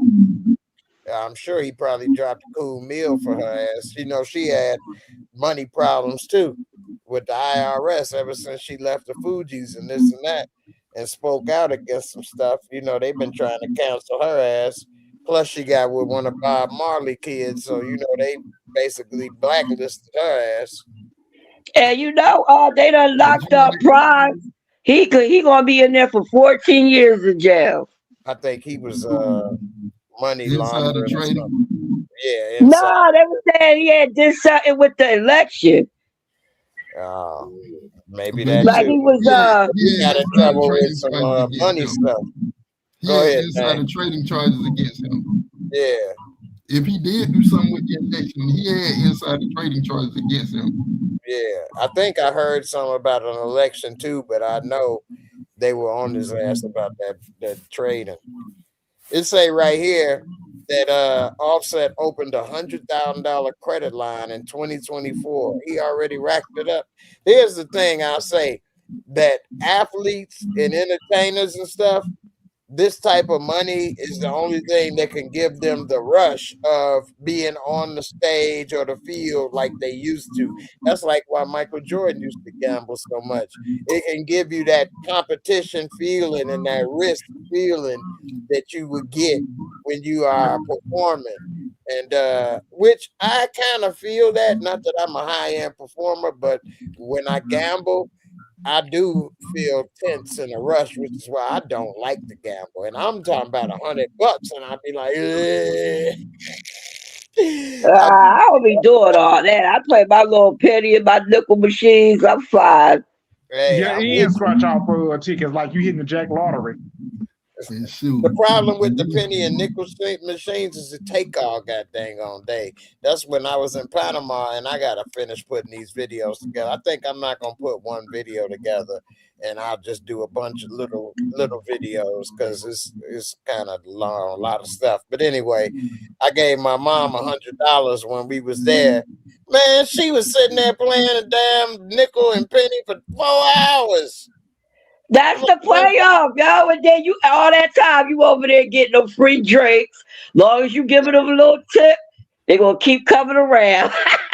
Yeah, the free drinks they was giving was a Coke. Well, I don't know what casino you was at, but where in Atlantic City they give out real drinks. How long ago was this? Because I think they stopped that after COVID. Because I went to another casino. They don't even, here in Indianapolis, they got casinos too, right in the suburbs. And I was going because one of the little vending locations, we got to go past the casino. I'm like, I'm going to go to the casino. They don't even have valet parking anymore. I mean, valet parking because, for one, it's a lot of rolling around, but the valet parking was free.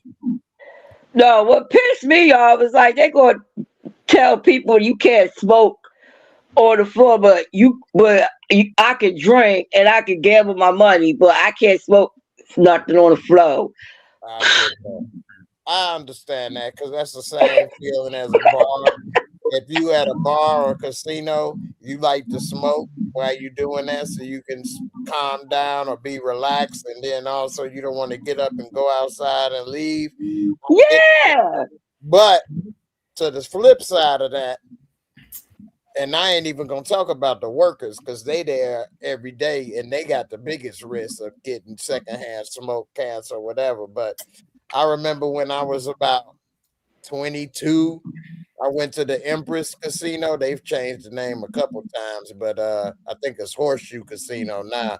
It's a big ass boat casino, riverboat, but it looked like a damn luxury jet boat or something. But it's like 4 stories tall. It's in Hammond, Indiana, on the border of south side of Chicago. And that's where a lot of people from Chicago will go to riverboat, even though the boat don't actually move. It just stays docked all the damn time. But anyway, I remember going in there and the whole roof, it was like a damn cloud. A literal cloud, like the ceiling inside. So when we got, because it's docked, but you got to take an elevator up. These things are like buildings, you know what I'm saying? These boat casinos. And then you go up and go in there. And when we went on the casino floor, I remember looking, I'm like, golly, there was so much smoke in there. Well, I can understand that point of view. I mean, now they got the smoking rooms now in the casino. Ah, okay. Yeah, they should have closed smoking rooms where it's ventilated, where they can like suck it out with the HVAC, you know what I'm saying? The air AC. But back then, this is about shit, 98, 99 or something. But it was so much smoke in the air. I was like, whoa. But Jay, you gotta realize, like real back in the day, like back in our great grandparents' day, you was allowed to smoke in hospitals, movie theaters, bars. Like they glorified, glamorized smoking. That was in my day. They stopped smoking everywhere, like the late 80s, early 90s. Yeah. My mom at her office had people next to her in her office at work. They had ashtrays on the table and they would smoke, just chain smoke while they was there. They worked for the state of Illinois. And people in my dad, I remember getting on the plane and people be smoking on the plane in the 80s and stuff. People smoked everywhere in my childhood growing up. Everywhere. I remember I used to always tell them, make sure we get the smoking section. I mean, non-smoking section. Make sure we get the non. They smoke at restaurants and stuff. And as a kid, like I hated I still don't like cigarette smoke. Only weed smoke is to me. So you know, I even been around crack smoke a couple times, and that's the worst smoke ever. I remember I was at this gas station. Somebody must have been smoking crack in the bathroom. Dude, oh my God, they had that whole bathroom, that whole gas station lit up, man. Everybody was about to pass out in there. I ain't even get no gas. I had to get the hell out of there. And it was dude, crack. Damn, Jay, you got bombed. For real, crack bomb. But cigarette smoke is, if it's a lot, it would give you lung cancer. Yeah. But did you know the guy that played Shaft, he wound up having breast cancer and he didn't even smoke? Richard Roundtree. Yeah. Breast cancer is different from lung cancer. Breast cancer is different from lung cancer. I gotta look that up. My grandmother smoked, she died of lung cancer. My dad smoked, he died of lung cancer. But my dad quit. He quit in the mid-90s, early 2000s. But he died in 2013. It was too 2 late. weeks after my birthday. I'm sorry to hear that, man. I'm sorry to hear that, man. Like, man, I didn't even know that men can catch breast cancer. Anybody with breast can catch breast. Anybody with a chest can catch breast cancer. Yeah, it's just rare for men. It's a gorilla out there with breast cancer. A male gorilla with breast cancer. Damn. But my grandparents smoked too. My grandmother, whatever. Richard Roundtree died. I didn't know he died. He been Yeah, dead, he man. died. Oh, where you been? He been What? dead. It's been probably over 20 years. No, he ain't. Man, He just died. Look it up. He just died in 2023. You said 20 years. He was in a movie. 2023. Yeah, he was just in a movie. He was in the Shaft movies with Samuel L. Jackson. Yeah, the new one. I thought Richard Roundtree died in the mid 2000s. Nah, it's 2023. Okay. But damn. Yeah, but he been gone. I knew he was gone. 3 years. He died October 23, so 2 years, about to be 3. Dang. But he didn't. I don't think he died of breast cancer. I don't think he died of breast cancer though. I think he was in remission. That's 4 years, right? He been dead 4 years. Cause he found out his breast cancer in the late 2000s, late 2008, 2009. That's when he found out he had breast cancer. Damn, he lived to be 81. My dad crazy ass is 80. My mom 89. She's more. My cousin died 2005, 2024. My cousin was Louis Gossett Jr.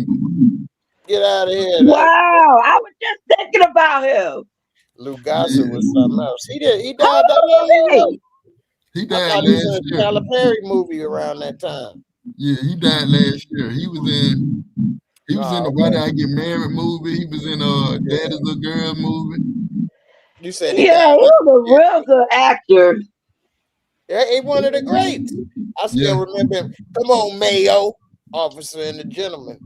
That put him on the spot, but he was also in Roots. Lou Gossett Jr. was a hell of an actor. A hell of an actor. He was a legend. Well, wait a minute. How do you feel about what's the name's death, Africa Bambaataa? Okay, everybody's talking about it online. I didn't know he died either. Yeah, he died. A few years ago that he may have been doing something. He had cancer himself. He had cancer himself.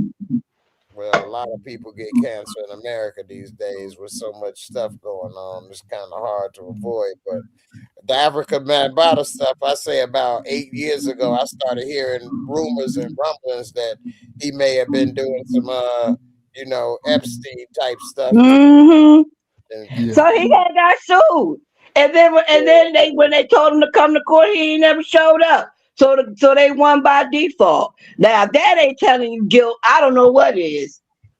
Or he know he ain't got this, so he ain't showing up.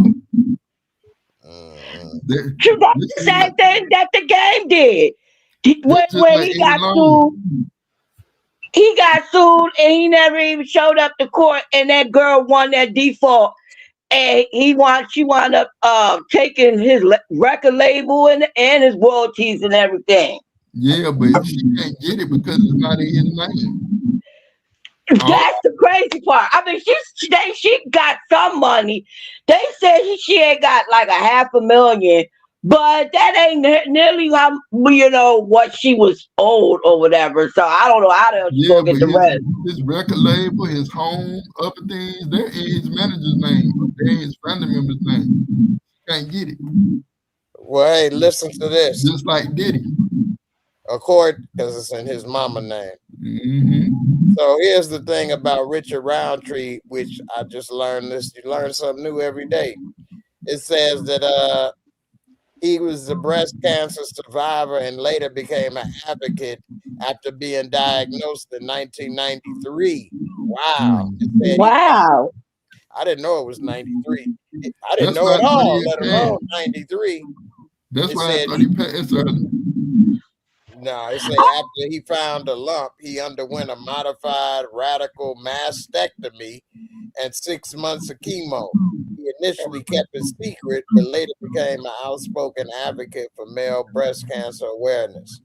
He was diagnosed in September 93 while in the shower. He discovered the lump under his left nipple, which he initially mistook for gynecomastia. Yeah, gynecomastia. I never heard of that either. It said it's just fat tissue. Breast growth. breast growth in men. When you drink a lot of milk, that happens. Man boobs. That's probably why my titties getting so big. No, I'm just Oh my Man God. boobs. That's what gynecomastia is, man boobs. okay. Man, well, y'all drink beer? I used to drink a lot more, but I did. That's another thing, man. My Hennessy, she must have been drinking my Hennessy too, because I got Yeah, they've been getting you for everything. I know, and that's why I got a damn lazy boy chair for my pops, so that he could sit in the damn living room when they in the kitchen. Because he talking about what I'm supposed to do, watch them cook. You damn right, watch them cook.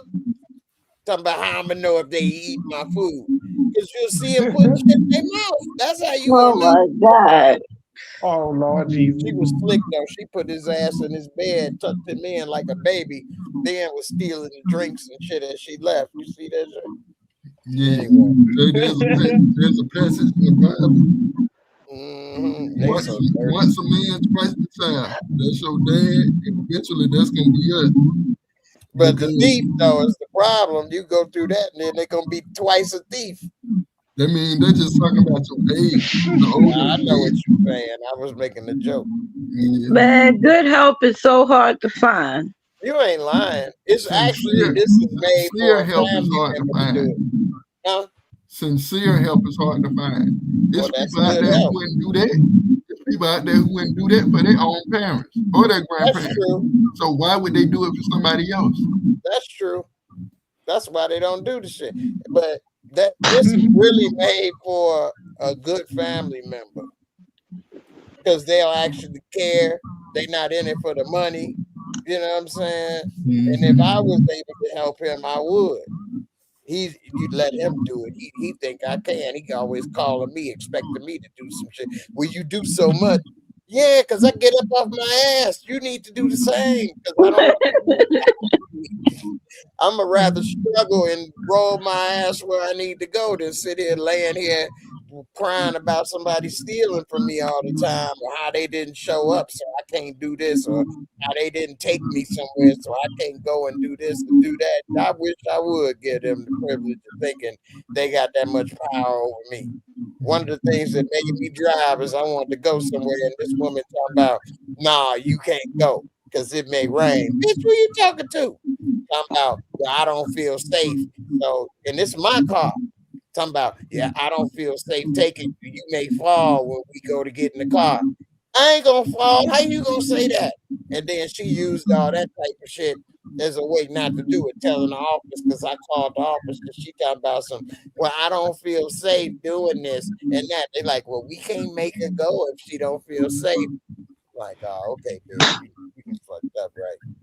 You know you should try to tell me all that shit from your ass. I ain't got nothing to say to your dirty ass. You out of my house. Hey, you never work here again. You'll never work in this city again. I know, right? You'll never work at this house again. You're black. She just didn't feel like going because it was raining. And she actually told me that at first. And when she saw I was still pushing, like, no, we going. Fuck what you talking about. I need to get this done. I need to go and do this or that. I need to go to the bank. She gonna use that when I don't feel safe. Did she have to go with you? Huh? That was her job. She had to go with you. If you went anywhere, she had to go. She used the correct terminology though. She played the game against me, which then she told the office that. So they like, well, if she doesn't feel safe, we can't actually force her to do something. If you don't feel safe, can't you reschedule it for tomorrow? So she had to escort you. She had to escort you. That was part of her job. Well, I didn't have a driver's license then, so I didn't get my license for a few years after being injured. But I had my car still, and I would just have them drive the car if I needed to go somewhere. I wasn't as active and going as many places and stuff when I first got injured for the first few years. I wasn't doing YouTube. I wasn't doing a lot of stuff. I was still going through stuff, you know what I'm saying? And so mentally and physically, so I was like, You know, I don't want to go through all that and get a license and start driving and doing this. You know, got a job really. I'm still, if I'm out in public, I just saw one of my old girlfriends and stuff, and she looked at me like I was the plague, and then just turned around and left. She didn't say hi, nothing. She just looked at me like, saw me in the damn wheelchair, turned around and went the opposite way. I was like, damn, I ain't shit now, huh? Before she'd have been all over me trying to give me a hug, do this and that, seeing what's up. Why I ain't call you this and that. Now I'm in the wheelchair. It's like, tried to get away or something. Like, damn, man. I ain't damn, just like that. Okay, you know what? I'm about to roll on the back of your ankles, bitch. Come here. Come here. I hate that. But so I was like kind of going through a lot physically and mentally then. But you know, I was eventually, you know, had to work through that. And I'm like, you know what, to hell with them. You know. But at first it was difficult. You know, and then with these people then telling me I can't do this, I can't do that. Like, you can't tell me where I can go. Well, I ain't gonna take you. Oh, ain't that some shit?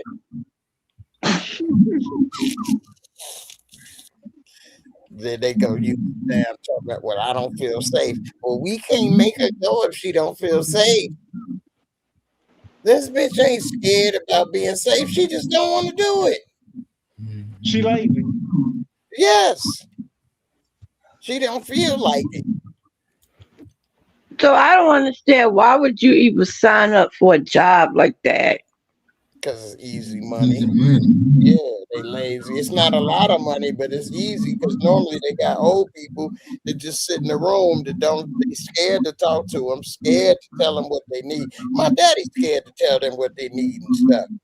He don't want to keep saying they should do it automatically. How many times I gotta tell you these ain't no automatic type people? I called them, even the girl that's stealing. I called her when I was in Panama, sitting on the couch on the phone under the covers while he in the bed sleep. Because when I let her in the house, she went in because she rang the bell or whatever, so I let her in. Either that or and so then I checked in on him with the camera in there, and I see he sleep. And then I can see her on the couch sleep under the covers on the phone. So then I'm like, and it's like an hour and a half after she already been there. And so what they do, because they've done this to me, if they come in the house, because at first I used to leave my door unlocked right before they would come. This is years ago. So say they supposed to be at 10, I would just unlock the door at like 9:30 or something. So that way they can come on in. Because if I was coming back or my son leave for school or whatever, I tell him leave the door unlocked. Because this before I had the automatic remote to unlock the door with my phone, which is why I got all this stuff now. But anyway, so she would come in, say if I fell asleep and they come in at 10, they would then see me and then go in the other room or something and then be on the phone or go to sleep or do whatever. And then when it's time to clock out, then they'd wake me up and say, it's time for me to go. I tried to wake you, but you was asleep. It's time for me to go now. Could you sign my paper?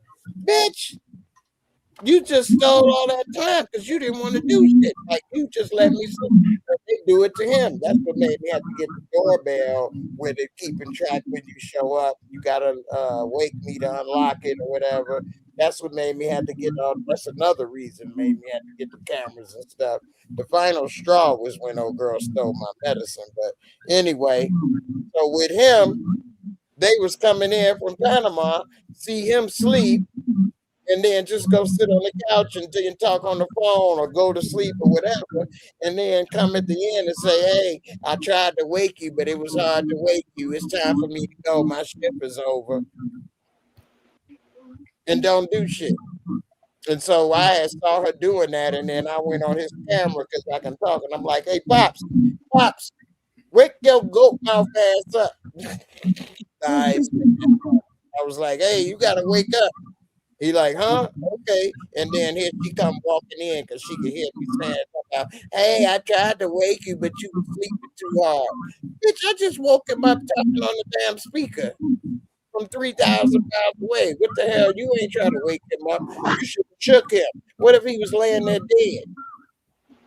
Your ass gonna sit there and clock in and go to sleep and then clock out. How would you explain that your client was dead, that you was there getting you clocked in? What would you do? How would you explain that? You know what I'm saying? They just lie. He wasn't dead when I was there. No, I got you on camera. See, they used to go on the sites. There's no camera. There's no accountability. It's their word against these old people's word, which is why they hate me, because I got it all with accountability. You ain't coming in here doing this and lying and saying you didn't do this and you did that and trying to play these old mind games for people and stealing their food, stealing stuff, talking about, nah, you drank it. You don't remember? Anyway,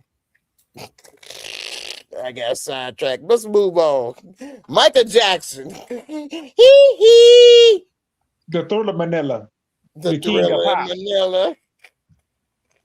Boy, your ass crazy. The Thriller in Manila. I ain't never heard that one associated with Mike, but we got Michael Jackson new movie coming out called Michael. What do you all think it's going to be as far as, do you think they're going to show him with the kids? Here's a little Jesus juice. Hee. Or do you all think they leave that out? Or do you think a disservice if they leave out the stuff with the kids and stuff? Because, I mean, Mike did have a hell of a career. None of the stuff was proven to be true with the kids, but it is a part of his legacy. So, you know, just like with Elvis, you can't leave out, if you make a movie about him and you want it to be accurate, you can't leave out that he took Priscilla away when she was what, like 15, 14 years old. If you do, you're doing a disservice. I think they barely gonna touch on it. I think they're gonna do the news coverage on it, but they ain't gonna say anything about the courts. They just gonna gloss over it, and that's it. I think more they're gonna focus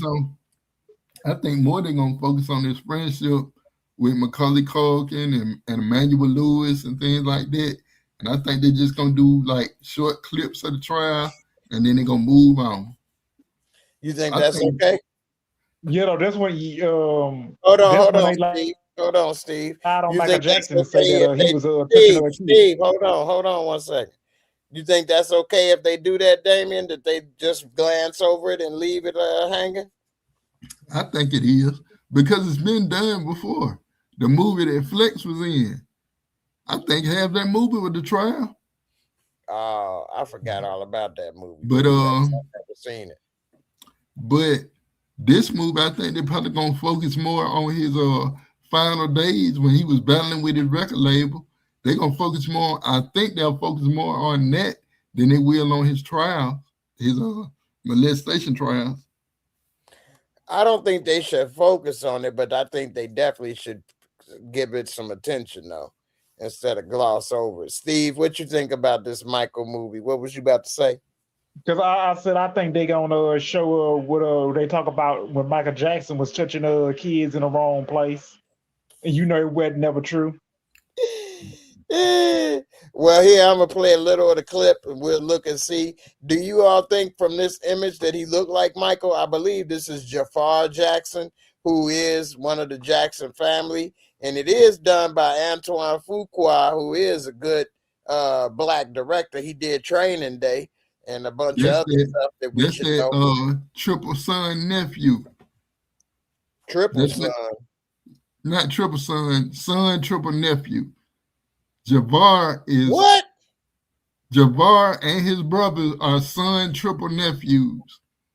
What the hell is a triple nephew? A son triple nephew. Cousins. Brother cousins. You know, Jafar's mother got children with Jermaine and Randy. She was Randy's first. They broke up, got divorced, and then Jermaine married her. Get out of here. You don't know that?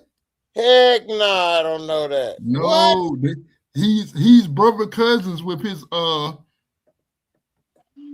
His uncle Brother is the father of cousin. his brothers. Huh? They are Brother brother cousin. cousins. Yep. Come on, Son, triple man. nephew. Son, triple nephew. Wow. Look it up. Look it up. I'm about to. Brother cousins, man. You crazy. They crazy, rather, I should say. Here, I ain't gonna play the whole trailer, of course, and I hope it don't have no music attached to it. I have not seen this trailer, but let's check it out. Let's see. Just have all these songs in my head. Just gotta get them out. I ain't gonna lie. I am young as far as I was a kid when MTV first came out. And one of my babysitters, when I would walk home from school in like kindergarten or first grade or whatever, I wasn't by myself. I think she would walk with me at that time. I can't exactly remember, but what they would do is make me a peanut butter and jelly sandwich, and I would sit there and watch MTV, and they would play the Jacksons cartoon. They would play the Monkeys. Hey, we the Monkeys. And I would watch MTV music video, and they play Twisted Sister and Michael Jackson videos. Now, I didn't realize this at the time, but Michael Jackson was the only black performer that they would play on MTV back then. And it took some fighting for that. But Rick James called him out. Rick James yeah, called him out. Rick James did it. Yep. And they didn't play Rick. They ended up playing Michael, even though Rick was trying to fight for it. But they was like, well, you won. We gonna play black folks, and it still ain't your ass. But yeah, you reminded me of that. What happened to my girl Trinae? Girl, bring your butt back up here. She said she got school in the morning. Oh, okay, my bad. All right, we'll go ahead and pass them tests. But yeah, man. So I used to watch this as a kid all the time, and Beat It. I love Beat It, man. When they'd have them fighting or whatever with the knife and stuff in the thing. Anyway. Yeah. Have all these songs in my head. Just gotta get them out.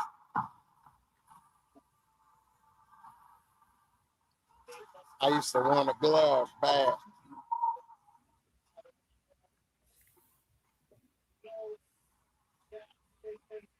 April 24th. I'm just getting started.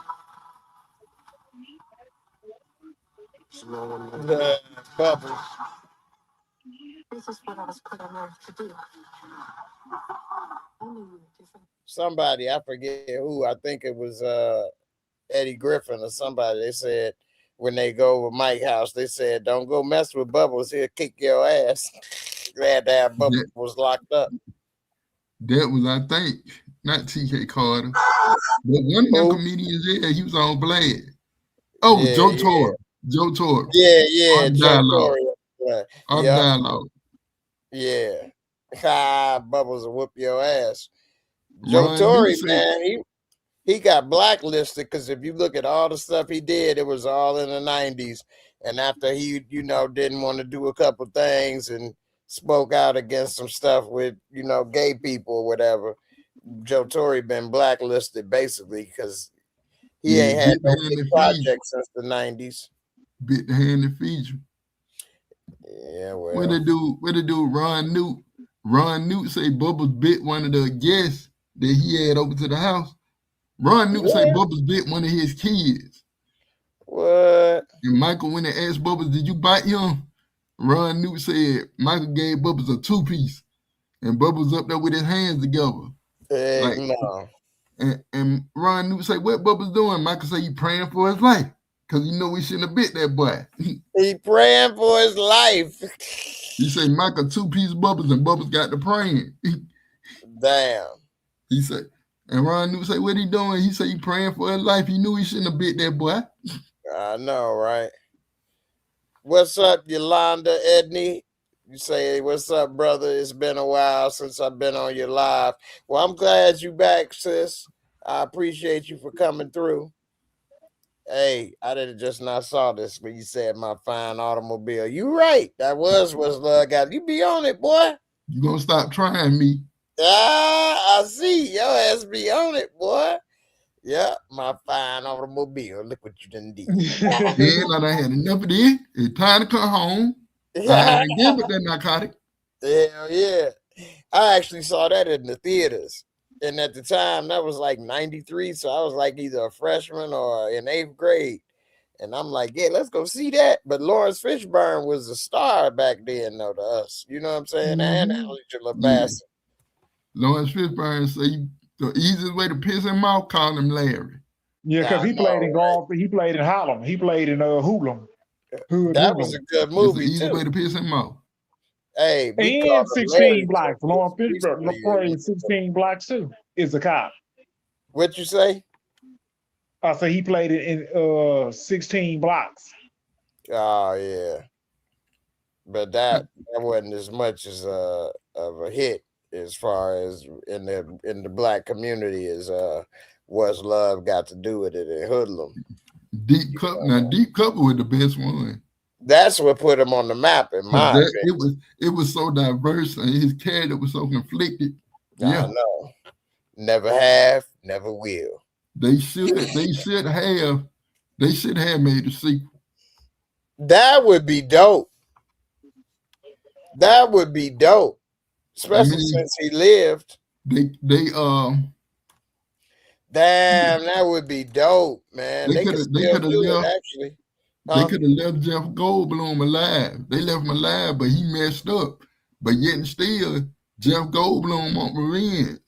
He want revenge on Lawrence Fishburne. He want revenge on the government. Because remember, the government, they got down with the cartel. The dude they were trying to get, they gave him immunity. But Jeff Goldblum is a lawyer, and he knows things. So he trying to use that and leverage that with the government. So he can get revenge on Lawrence Fishburne and get revenge on some more folks too for ruining him. Yeah. I mean, you know, it makes sense. He messed up though because his character, because he got confused in thinking that he really about that life when he really wasn't. You know what I'm saying? But he got away with some of that stuff and he was doing some of that stuff. But in the end, it was like Michael Corleone. It was like Michael Corleone. When I thought I was out, they sucked me back in. But Michael Corleone was a real gangster, though. You know what I'm saying? I look at Jeff Goldblum. He just started that, just like when old boy smashed his hands and all of that. He really wasn't about that life. You know what I'm saying? He was trying to, and he learned it. But Michael Corleone was born into that. He ain't never had a chance. He was born in it, and he was trying to get out. But because he was always in it from birth, he kept getting pulled back in. Now, he wasn't a street gangster, if you want to say. He wasn't a foot soldier, no. But he was a gangster, a boss, you know, all his life. You know what I'm saying? Whereas I'm thinking the Michael Corleone is. I was thinking the Michael Corleone. Go ahead, my fault. No, I was just saying Jeff Goldblum was really nothing. He was a civilian, and then in his 40s or late 30s, tried to get into the game. Whereas Michael Corleone, you know, good reference as far as they were both businessmen that was also in the game, but Corleone was only a businessman to cover up his game activities, basically. You know, I was thinking the Corleone character was Lawrence Fishburne. You know, because they wanted him as deep as he could go. So that's what his superiors were pushing him to be. Nah, and when Corleone, he got there, go ahead. When he got there, it was hard for him to pull himself out. You know what I'm saying? Well, if you only want to compare about how they trying to get out, okay. But if anything, Michael Corleone was who was the old boy that punched Jeff Goldblum's hands? The dude with the gut? Felix, yeah, Felix the Rat. Anyway, Felix, it seemed, was a part of that game all longer or all his life. And that's why he didn't respect Goldblum, because he knew he was a newcomer in this life and wasn't about it. But Felix been doing this for the longest. And so I look at it as maybe Felix was closer to a Corleone because he was the boss. He'd been in this for most of his life, as a shot caller or whatever. And even, Michael Corleone. Yeah, Michael Corleone even killed those dudes in that restaurant and stuff. So, I look at it as Yeah, but Felix didn't want out. Russell, he wanted out. He really didn't even want to get in it. Well, that's why I say if you want to focus on the getting out part, then what you're saying, I see.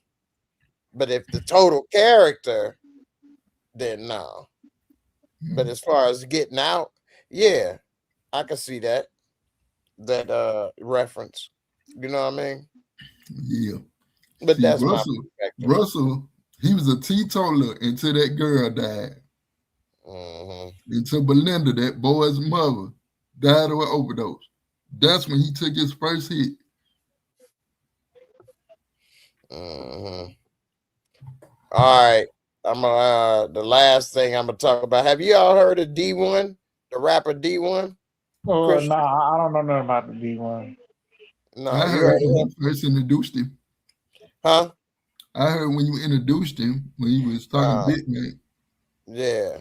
Well, I never heard of him until he did this interview, and it's another channel actually that I heard of that I watch every now and then. He talked too dang on much though, but he was the one talking about it, and that's what made me look at it and see the whole interview, because he kept on talking and breaking it down, and he's so damn slow in breaking it down that it made me go look for the whole interview. But anyway, I'll show y'all. Anyway, this dude is a Christian rapper, and he actually got bars. You can actually see his music on iTunes. I only heard one of his albums, and it was the one you remember Fresh Prince and DJ Jazzy Jeff had that one album. He's the DJ and I'm the rapper. Yeah, the one used to be with Will Smith, Summertime. Exactly. I think Summertime on that. But anyway, this one they basically did something similar. It's with another rapper I never heard of called Murs, and it's called, what is this called? He's the Christian, I'm the rapper. Yeah, they remade it. They remade it. Remember, this how the cover looked for that Fresh Prince and DJ Jazzy Jeff also. Yeah. But this album actually came out in 2020. He got a bunch of them, but this is their collaboration. But he actually got some nice stuff on here. It's 11 songs, but I liked it. He got a bunch of albums. So if I go here on iTunes, these are all his albums. I just happened to push that one first to see, but he been making albums since 2008. It's 1, 2, 3, 4, 5, 6, 7, 8, 9, 10, 11, 12. He got 12 albums on here. His newest one, 2025, called Hypocritical Rap. Anyway, so in this, I never heard of this dude. What the hell is his name again? Big Bank. Big Bank. You heard of him? He in Atlanta. I've seen some of his videos. Well, according to what I have learned about him, he used to be a street nigga, and now he do podcasts and this and that or whatever. But boy, he be having some of the worst questions about religion and God and stuff. It's obvious he don't believe in it. But anyway, some of the stuff this dude was talking about, he against the strip club, being out there at promoted at the Atlanta Hawks game, which that is got a good point. But what he's talking about, Magic City being promoted. He against a lot of stuff, but he ain't necessarily coming. Bank tried to make it sound like he hating, but anyway, I'm gonna play a little bit of this. But he made a lot of good points, man. A lot of good points. Again, I can't play too much of it because of copyright. Yeah, but I'll play a little bit of this. But I love him. Why he don't like you? Man, because same thing. I just bring light to the fact that it's... How you know he don't like you? You be sneak this and that.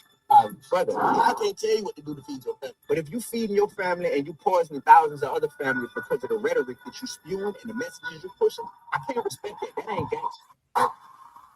Hey, that was a great point right there. What he talking about is people that's got gangster rap or rap that's, disrespecting or telling people, about killing or shooting or selling drugs or disrespecting women or whatever. He like, I can't get down with that. He like, but that's how they feed their family. He like, yeah, well, he talking about you sneak this and a hating. But he like, look, if they putting it out in public, making their music, then I can publicly criticize it and say this or that. If you doing this on your own in your own house privately, I'm not in your private business. He got a good point there. He has a point. And you got to understand, in the Bible, it says every idle word that man should speak, you got to give an account of. So it's going to come a time when you got to give account of. I was joking when I said that, but you still got to answer for it. Joking when you said what? I was joking when I said certain things, but you still got to answer for it. Right. Because Well, everybody I said did that not in the know heat of you anger. was joking. Yeah, but I said that in the heat of anger, but you still got to answer for it. You ain't the only one. They got to answer too. Look at the people behind you. All of y'all have to answer for your words. Now, tell me, what's your answer? Why'd you do that? Why'd you say that? A lot of people gonna say, I don't know why I said it. And that's something I used to always tell my son when he would say that as a kid.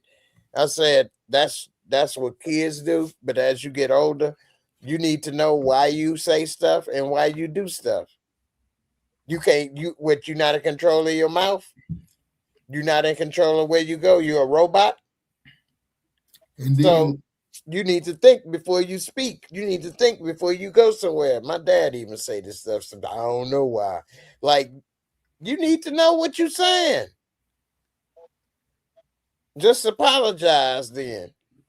But, either you said it out of anger or out of stupidity, or you wasn't thinking before you speak, or whatever the case. But you can't go around and call yourself an adult, but you don't know why you said this. You don't know why you did that.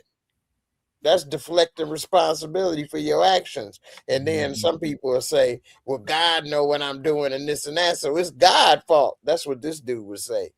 Like, no, you do have free will. God didn't make robots.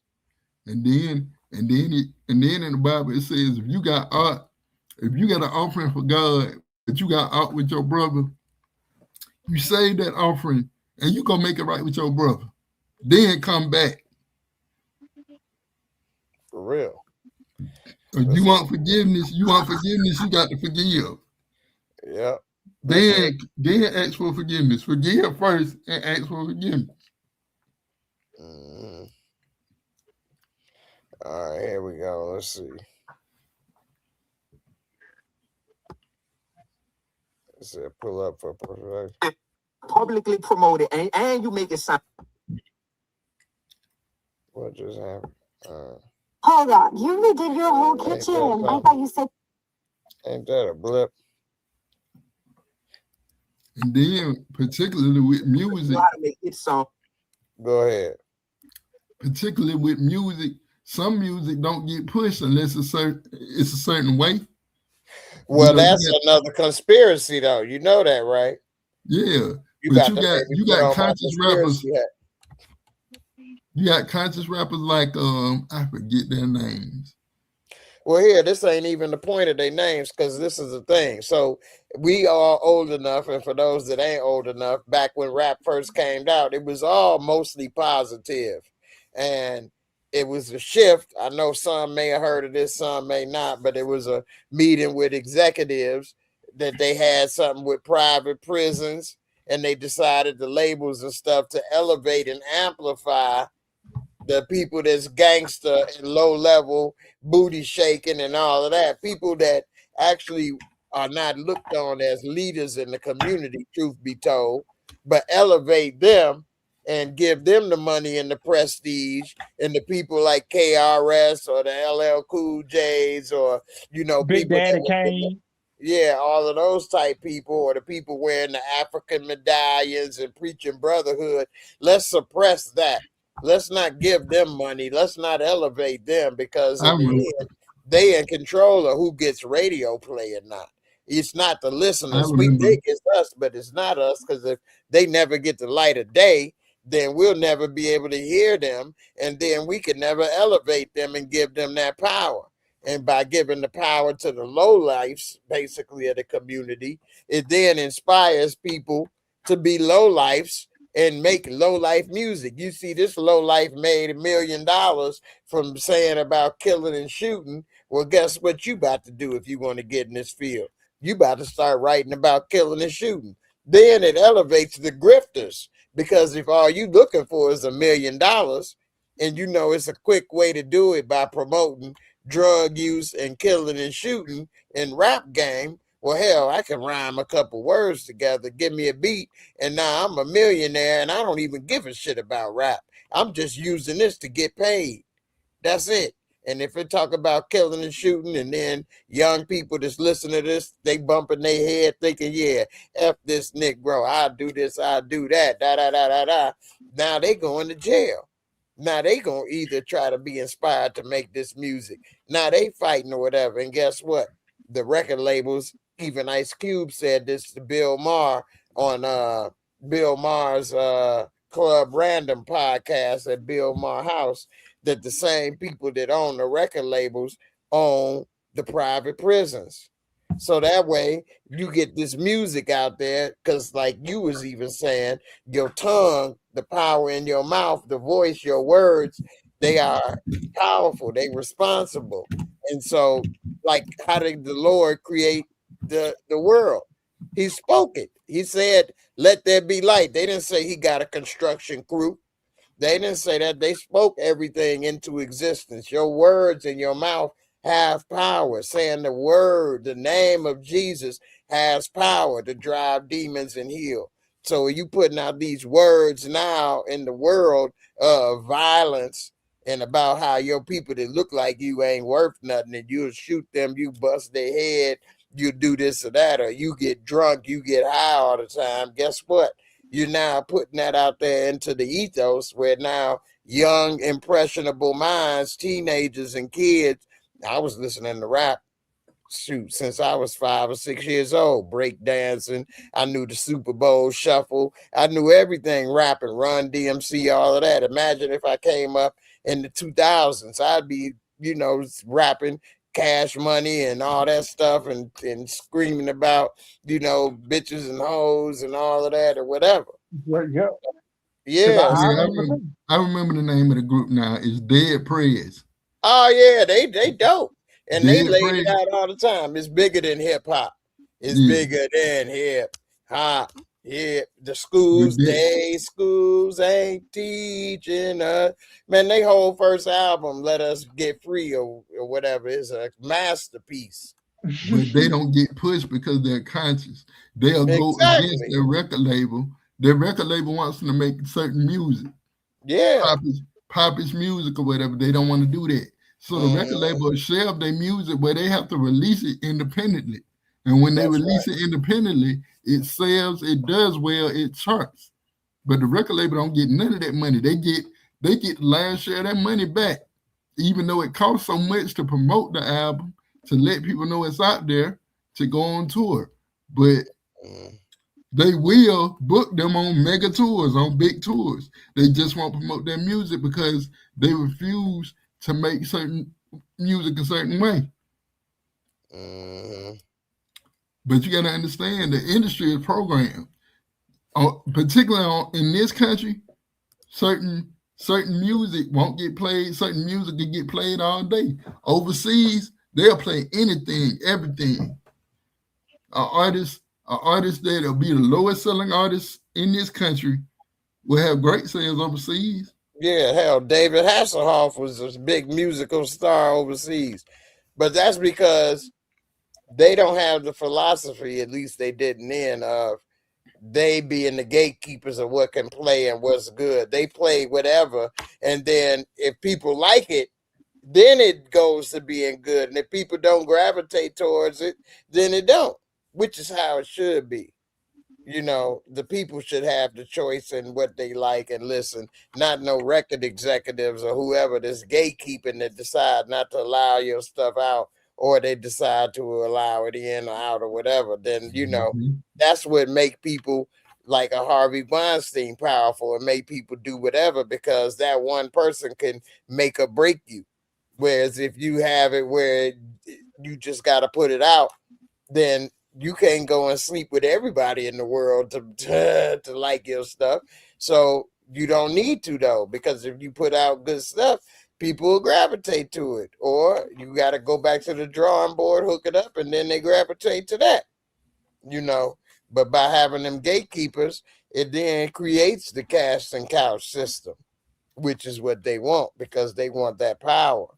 It's the influence, you know. Plus, they want to curate certain sounds, certain images that people see, so that they can also keep people in certain boxes in life, you know, and then you can't get out that box. So, you know, speaking of that, I've been seeing people as I've been rolling around lately, and I did see this young dude in a wheelchair, and he was with some friends or whatever. He was rolling around, and they all saw me in the car and was like, "Hey, what's up? What's up?" I'm like, "Yo, what's up?" And after I had to make the stop I was making, I came and saw them on the way, and I gave him a little bit of motivational speaking. Let him know, man, don't let it stop you. Keep doing your thing, man, because you know he ended up. I learned that he was shot. He got shot by somebody. I'm trying to pull it up. I had recorded some of this on my with my glasses, but I let him know, man. Don't let that stuff get to you, man. You gotta keep it moving, stay together, and you know what the Lord have for you, can't nobody take away. You know what I'm saying? It's always somebody out there trying to hate, trying to, you know, shoot down your dreams or your life or control you or this or that. You just gotta. That's you and me. That's you. That's me. Yeah, but you gotta keep it going, man. You never know what's up. So yeah, let me pull this up. I think I got it on here. But yeah, man, this is crazy. Here, I'll play a little more of this right quick before we get up out of here. But I actually suggest that you all check out this dude, Dee-1 on iTunes or whatever, because he actually has some good positive rap that actually wasn't corny and it didn't suck. Which I was like, damn, this is dope. I actually liked him. He from New Orleans. He grew up listening to, you know, all the Master P, Cash Money, all that. But and No Limit Soldiers. Exactly. Listen. Y'all put it on the radio. Y'all broadcast it. Y'all go platinum off of some of these records, off of sliding on your ops, off of killing people with Dracos and all that. When you're doing this publicly, we are grown. We can hear that and be like, he ain't living like that, whatever. But that little 12-year-old who's listening to that, he think that's real life. Yeah. And I know that in first person because I talk to people like that that's dead right now. And I talk to people like that to kill the people that's dead right now. So how you gonna say, well, I don't say how. You saying why you don't go to the root of it? Like the root of it. Why you ain't at the execs who putting this shit up? I go at them too. I don't know. I'm just asking. Yes, sir. Yes, sir. So hip hop is comprised of 3 C's. I teach about this in my college course. We got creators, we got consumers, fans, and we got commissioners. That's the execs. Okay. I go at all 3 of the C's, and I don't. Boy, he be breaking it down, man. Go at them. I'm not trying to call people out. I'm trying to call people in at this point. Feel me? Yeah. Hey, man, we got power, man. Yeah. Hey, man, T.I., Jermaine Dupri, Ludacris, Gucci Man, Jeezy. That's 5 Hall of Famers in the city of Atlanta. Them niggas done got their money getting out the way a little bit though. You gotta talk about to the young niggas that Hey man, that getting out the way talk. Hey man, that's not how a man of God think. Ain't no get. Hey, he about to break this down perfectly too, because this dude Bank, he look at it as, well, they got their money, they getting out the way. In a way, that's like robbing from the community. So you put out all this music and poison, so to speak, or negativity, you get rich off of it, and now you and your family good, so you leave everybody else that you got money from, you leave them hanging.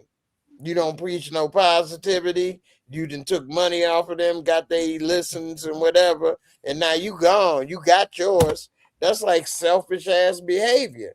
And he about to break it down. That's real talk though. He brought, man, yeah, I like this dude. And people like that will pass the book. They'll say, Exactly. well, parents should raise their kids.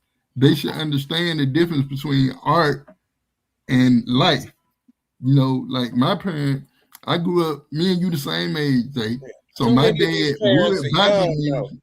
Huh? Go ahead.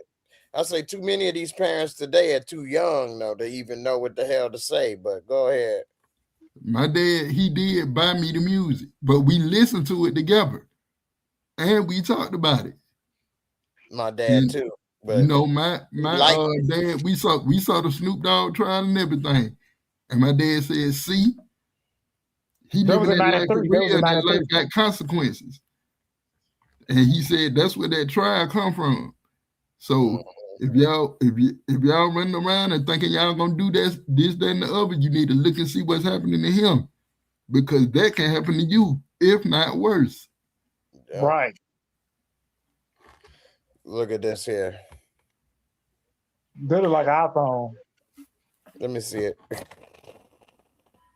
it. I wasn't talking about the damn phone, Steve. Steve said that looked like an iPhone. Steve, you are hilarious, man. I'm glad to talk to you, man. How you been, man?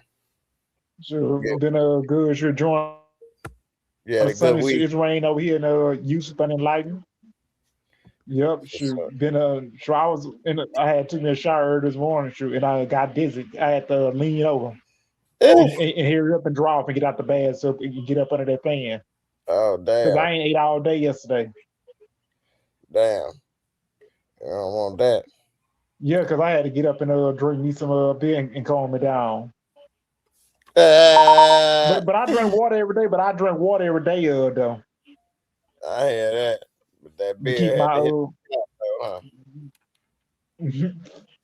I'm sending this video over to my MacBook now. All right, there you go. Let's open it. Let's see. Sure, we getting close, man. Onto my Power Rangers Candy is coming. We getting close. I'm ready for it too. We Because gotta I have wish it something. dropped in May.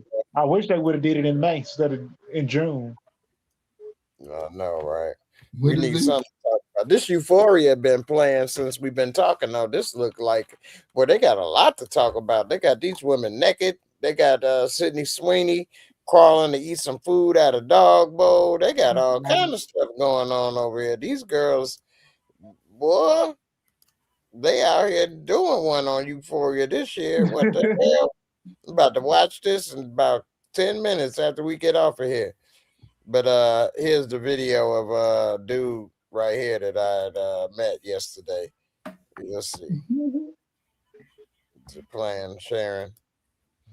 Let's see. There it go. So I pulled up on him. Let's see.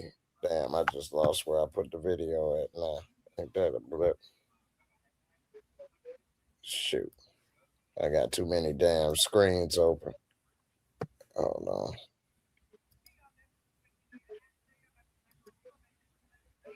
Oh, shoot. There we go.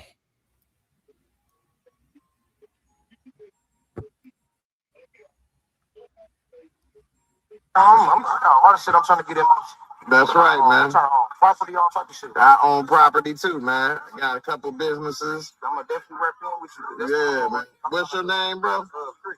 I'm Jay, man. Nice to meet you. Yeah, man. I'm trying to get that thing buy a house, fix that motherfucker up. I only own my own property now. I used to own a couple properties before I was injured, But now I just own my own house. It's not all the way paid off though, like my last one. But hey, I'm working on it. I used to do that too. Motherfucker, the Section 8, baby.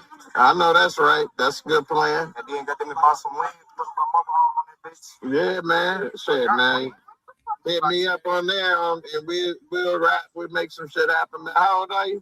I just turned 25 yesterday. Oh, okay. That's what's up, man. I was 33 when I was injured, so in a car accident, I ain't used to wear my seatbelt. Nah, that's what's up. I didn't got shot at. They didn't get me though, but they got me real close to me. Got them and shit right there, and that's what it was. yeah, They caught one of the little niggas I be with, motherfucker caught up with me. yeah, that's how I be. Anyway, I don't want to play and bore y'all right now with that. I put it on something else, Instagram or something. But you know, there's people out here, man, that's got hard times and stuff. And shoot, I know I've been inspired to see other people in the same situation doing good or trying to make stuff happen. So if I ever got a chance to do that, you know, I try to give back. Like Steve, you inspired me with that big ass smile you got, man. Why you hiding it, man? Let me see that smile, man. Let me get that shine on before we go, man. Look at that, boy. Look at that teeth, boy. Look at that. Yeah, I feel all left out. It's all right. You can be inspired next time. You ain't always got to smile like that. I've been feeling left out with Steve smiling. I mean, all the time. But that's all right. I got the gate on the bottom and missing one on the top. It's all good. Yeah, because they saw me smiling on Instagram when I went to that girl page. But they had told me they liked my story. Oh yeah. Mm-hmm. Look at you.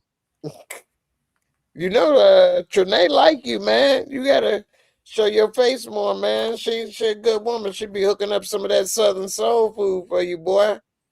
There go Dame Dollar. Hey, man. This my first time seeing you cutting your camera on ever since you've been on here talking. You've been around since Power Razor Cannon when JAYMOORE be going live. Hey, I'm gonna sell you what you should get. This is what I was using. It's called pop-on veneers. Me? Yeah, you. If you want to get them for your teeth, that's what I've been using up until now. When you always see me smile and my teeth is clear, I can put them on and take them off over your teeth. I'll show you the link. You showed me the pop on veneers. You showed everybody the pop on veneers. I'm trying to get my bridge for the missing tooth. Yeah. I went in to get the bridge. They say, no, you got to get your bite fixed first. So you can get an implant. That's what I got now, implants. Yeah. But that's expensive though. Don't get me wrong. I had a crown. I had that crown for over 20 years. But anchor tooth rotted out and fell out, so the crown gone. So now I got to get a bridge. Oh, okay. See, to be honest, I've just now started getting into dental work the last 4 or 5 years. Before, my teeth were good. And the last 4 or 5 years, what has happened is not really my teeth are bad, but my gums have been receding. Exactly. Which and that just happens with age, really. I know, right? You can have good oral care, take good care of yourself, but your gums and your jaw are bone. Yeah. And they can deteriorate. That's just like osteoporosis. Exactly. Arthritis. They're just something that happens. It's nothing. It's not your fault. Right. It's just something that happens. That's exactly what they told me, because I'm like, I never had a cavity before. I never had any really problems with dentistry. And my teeth were in pretty good shape for the most part until the last few years. And because they started to deteriorate, my teeth started shifting, which then gave me gaps everywhere. And then my wisdom teeth hurt. It's actually, once they started to pull my wisdom teeth, all my teeth started shifting and this and that. I mean, it's around the same time. Maybe you don't have one to do with the other, but you know, after that, all my teeth started shifting. The gum loss kind of accelerated. I started getting food in between all my teeth more. I still didn't have cavities or nothing, but this just was going out of control, man. And then every time I eat something, whether it's hot or cold, it started messing with my mouth and trying to do. I'm like, oh my God. This is aging. This is aging. Yeah, like I said, arthritis. There's And nothing then, you can do about it. right. And so then either I could get dentures and pull all my teeth out or get implants, which costs a lot of money. But my dentist actually is really good. I should advertise for him on here because if somebody want to come here and get some implants, he only charge, I say only, but it was $7,500 for the top and $7,500 for the bottom. Whereas some of this stuff be like 10-15,000 for the top and 10-15,000 for the bottom. You be 25-30,000, and they got a 30% interest rate. My city got a bad problem with these backdoor operators. Oh wow! Go putting in the veneers, don't got no license. Oh no! No, they charge about a stack or two, maybe three. No. But when they get through with your mouth, yeah, that's dangerous, man. That's dangerous. Your mouth is just too valuable, man. They be on the news every 2-3 months. It'd be another case on the news. Hell no. And see, I was about to go to Panama and get it done because I can probably get it all done for like $8,000 in Panama. But my dentist, he kind of talked me out of it, and I know he got, you know, a reason to. But he was like, you know, if you go there and get it done, what if you have a problem? You're going to be asking the dentist here to try to fix behind some other dentist work, and they're going to end up charging you and this and that, and you're going to have more problems. Whereas if you come here, you got somebody that can fix it that already know what's going on, and you got the warranty and all of that. So, like, you know what? I might as well just do it here instead of flying back and forth while your mouth is in pain and shit swollen. And it just so happened my dentist is on like a block away, 2 blocks away from me. But I already was going to him before I moved here 3 years ago. But just so happened it was a nice house, nice neighborhood or whatever. You see this right here, $200 off. They only cost like $500, so that's $300 to get the veneers. And this is something temporary that you can wear that'll give you your, you know, confidence back at least, you know, until you get everything else fixed.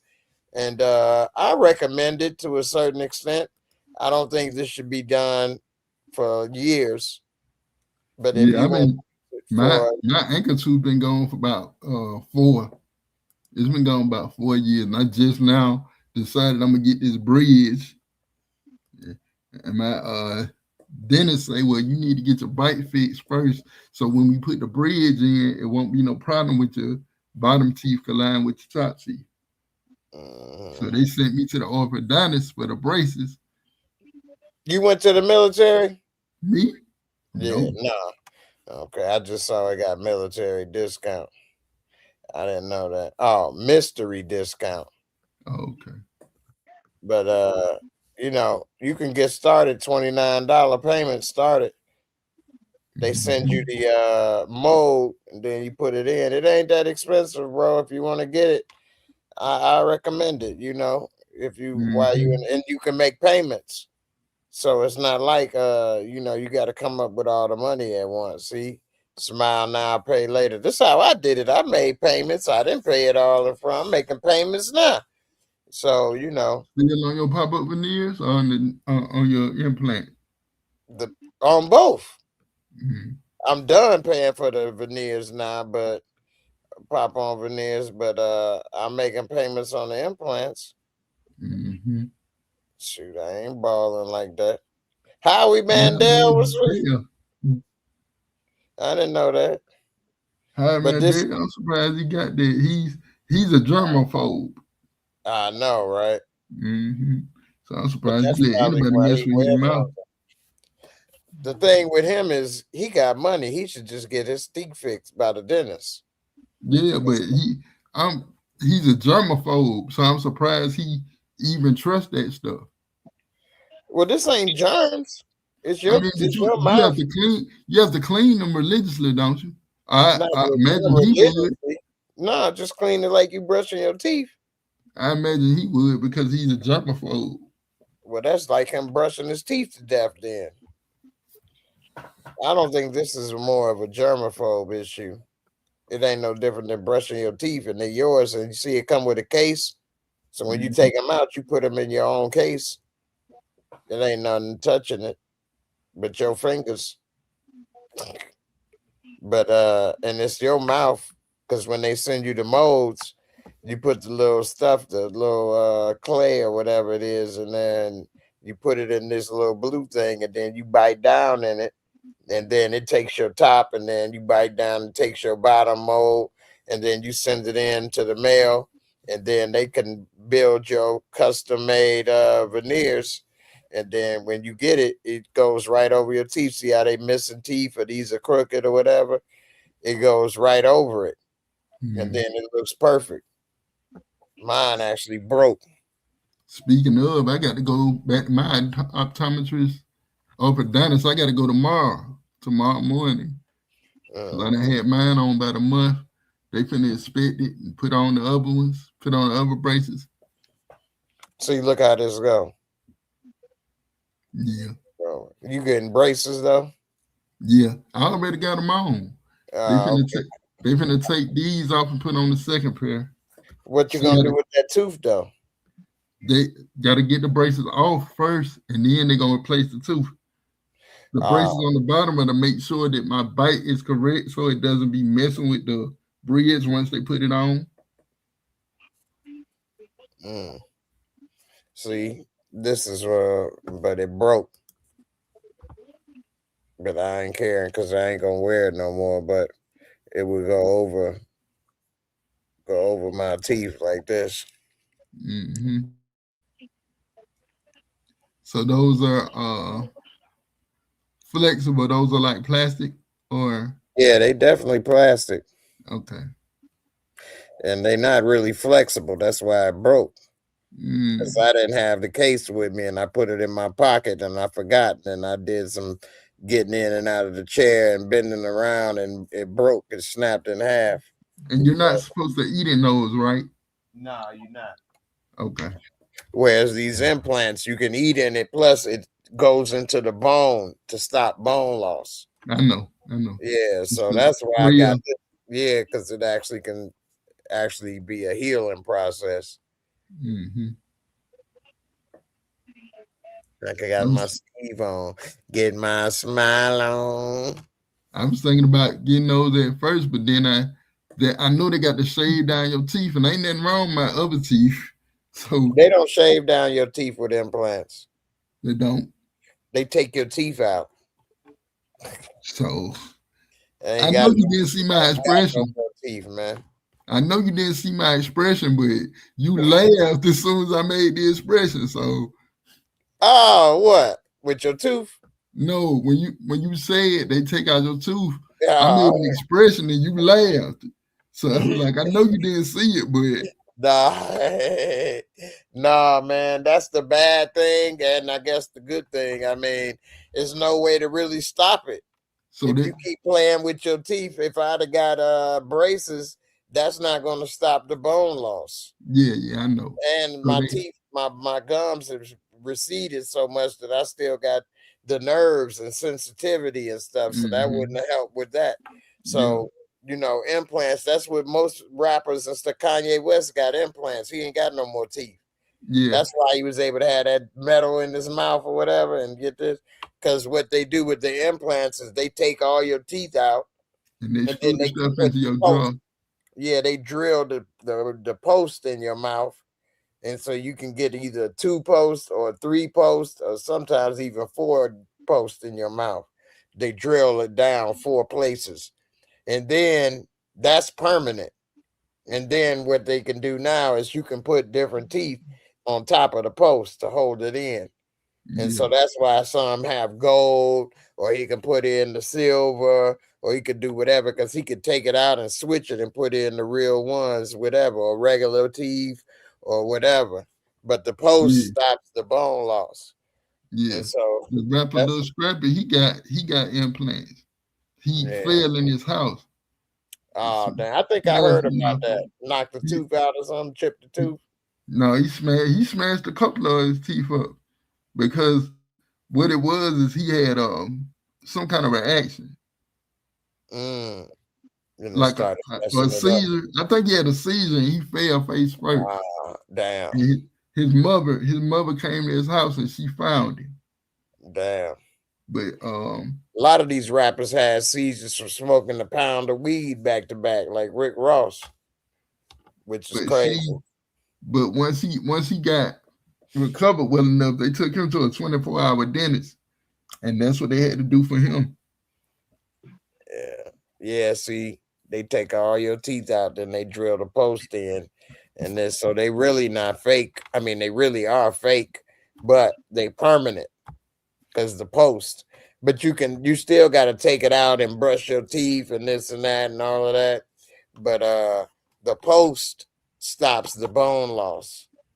And it actually, you can regrow your gums too with this too, because the drill into the bone stimulates the bone to have, growth. So that's the thing. Anyway, I know we didn't plan on getting into a dental lesson at the end of this, but yeah, every little bit helps.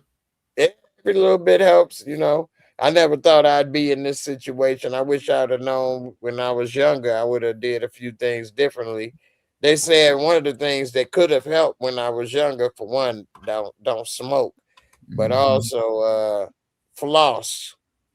Make sure you floss between your teeth, because if you have any food left in your teeth anywhere and you don't floss, you may not get cavities, but it can ruin your gums. Yeah, the bacteria can make your gums recede over time, and that's another thing that can hurt your gums. Even though I don't normally leave a bunch of food in my mouth, but if you eat before you go to bed and you don't brush your teeth at night, something I never used to do. That adds up. It adds up. By the time you're 50 years old, flossing is the most important thing. Yeah, because by the time you're 50 years old, now it's added up. I always brush my teeth in the morning. That's been my routine since childhood. And I never brushed twice a day, morning and night. If I'd have did that as a routine, trained as a kid to do it twice a day, then I wouldn't have had that issue, because I do eat at night. Even if you eat in the afternoon, if you ain't brushing your teeth at night slowly, and you ain't gonna brush your teeth again till the next morning, slowly, that's gonna add up on you. Yeah, I was just about to ask you, going on a food run. How you know, man? I damn sure I was gonna ask. Yeah, no, I would, but the problem is my mouth still hurt. Okay. So biting down on some foods still make it hurt. I can only get soup. I've been eating chili and soup for a week, damn near. Not a week, about 3 days. You can't eat salads? I probably could. I just don't like salads that much, but they all right. I like salad. But would you eat a grill? Would you eat a salad with meat in it, like grilled chicken or something like that, or salmon or something? But that's the problem. I can't chew on something that hard right now, because even though chicken ain't hard, but still chewing on something, biting down is sensitive right now. So that's the thing. But chewing, slurping on some chili or whatever. I done had chili from Wendy's, Steak and Shake, Culver's. Like, I can tell you who got the best fast food chili. But yeah, man, that's the problem. You ain't trying to get no it take them a minute to deliver. But I'm finna say, you ain't trying to get no Factor chili. Factor chili. I forgot all about Factor, to be honest with you. But they'd want $120 for 10 meals and for the chili box. shit. Yeah. Yeah, I don't know about that one yet. But they actually do have good food. I don't want to hate on Factor, but you know, $120 or $100 for 10 meals. That's not bad. That's $10 a meal, actually. You know, $12 a meal. But I don't know. I might get some more. Did you ever order it? I gave you the free coupon. I know. I never got to it. I got sidetracked with some other See? stuff. I just had to pay to get a hot water heater. Well, that come first. Definitely come But first. shoot, I still got the email. I still got the thing that you sent me on Discord. I still got it. That's what's up. But you, Before we go, what y'all think about that Melania Trump stuff? I think it's more should be don't ask, don't tell. Really. If nobody, Don't ask, don't tell. If nobody asks me about it, why would I say anything? Well, here's the thing. Normally what you're saying is okay. But when it's the president and the first lady, that's the public office too. It can all lead to being compromised, blackmailed, and then that could get us into wars or predicaments that we shouldn't be in, all because they got secrets that somebody holding over their head, and they can ruin the damn country or be stealing money, paying off stuff. That's the whole issue. What can you prove? And then the stuff was going on before he got into office. So what can you prove? Nothing, absolutely nothing. Look at Whoopi Goldberg. Whoopi Goldberg said, Whoopi Goldberg and Chris Tucker, they said all we did was take a ride on this man's jet. But look at the way people are scrutinized. I don't know about that. I mean, of course, that's what they're going to say. They got a public image to protect, and they all been caught lying. When you catch as many people lying as I've seen, I'm just It's gonna come back and hunt you. Exactly. And it is a lot of stuff that can be proven, because the reason she came out is that she got a friend that's still alive that was, recruited with her by Jeffrey Epstein, and she married to a dude that they got introduced to when she was 15. She been with this dude since she was 15. He a public figure. I'll show you. The friend of Whoopi Goldberg is married to somebody she met through Epstein. No, I ain't talking about no damn Whoopi Goldberg. I'm talking about Melania Trump. Okay. Yeah, you brought up Whoopi Goldberg, but Whoopi Goldberg. Protect your savings with a passive income. Whoopi Goldberg and Chris Tucker and people like that, they say they ain't do this or that because they got an image to protect. You know what I'm saying? They got a business to protect. She on The View. She got a job she want to keep. If everybody realized they was either complacent or a part of some of this stuff, then they won't watch these shows, or they'll get fired, or nobody will come to their comedy show, and they'll lose their jobs. You know, when your job is based on the public coming to support you, then you don't want them to not support you no more. Otherwise, you're going to lose your money. Yeah, I'm going to play this right here. This dude did a good job. See, here's the difference between me and a lot of other people is that I do have a little more free time than a lot of people. Although I am busy, I don't have to go to work or go to school in the morning and stuff like that. So I can spend more time looking at videos or reading a little bit of stuff and coming. Now, I'm not going to say I came up with it, but I can get the different information and then bring it back to you, because this stuff takes time. And most people ain't got the time to, do all of that. They got to leave. It's late. They can't watch this. They tired, which I ain't dissing. It is what it is. I was that way when I had to have a regular structured job, be there at 8 in the morning or 9 in the morning, or I got to be at school, or I got to do this homework. That's the point. You don't have enough time to figure out nothing. You tired. You don't have the energy to do this. And if you do find out, you can't, what you gonna do? You got to go to school in the morning. You got to go to work in the morning. You got bills to pay. You got mouths to feed. So you don't have the energy to fight back, which allows them to continue doing what they do. Here, look at this. This dude, Keith Edwards, I suggest people follow him because he actually is pretty good. I didn't even realize I wasn't subscribed. I thought I was. Well, I'm suggesting that. But here, listen to this. Melania has to defend and is likely going to be talking to CNN on. And also, I put the speed on 1.5. A lot of this stuff I listen to at a faster speed. But if you all think you talking fast or sound weird, that's because I put it on a 1.5 speed because this stuff is kind of long and can get slow. But here, listen. Monday. Now, we have gone through many different interviews, lots of articles, and through Melania's own book to bring you this story and to let you know what is going on. Now, this is a very complicated web of relationships and lies and stories, and we're probably just gonna be able to give you a little bit about what's happening. But I wanted to bring you this because I think this is truly the key to a lot of what is going on in the White House. And it, of course, all has to point back to Epstein. Now, as we said, Melania Trump gave this speech yesterday. Remember when she said this? I am not Epstein's victim. Epstein did not introduce me to Donald Trump.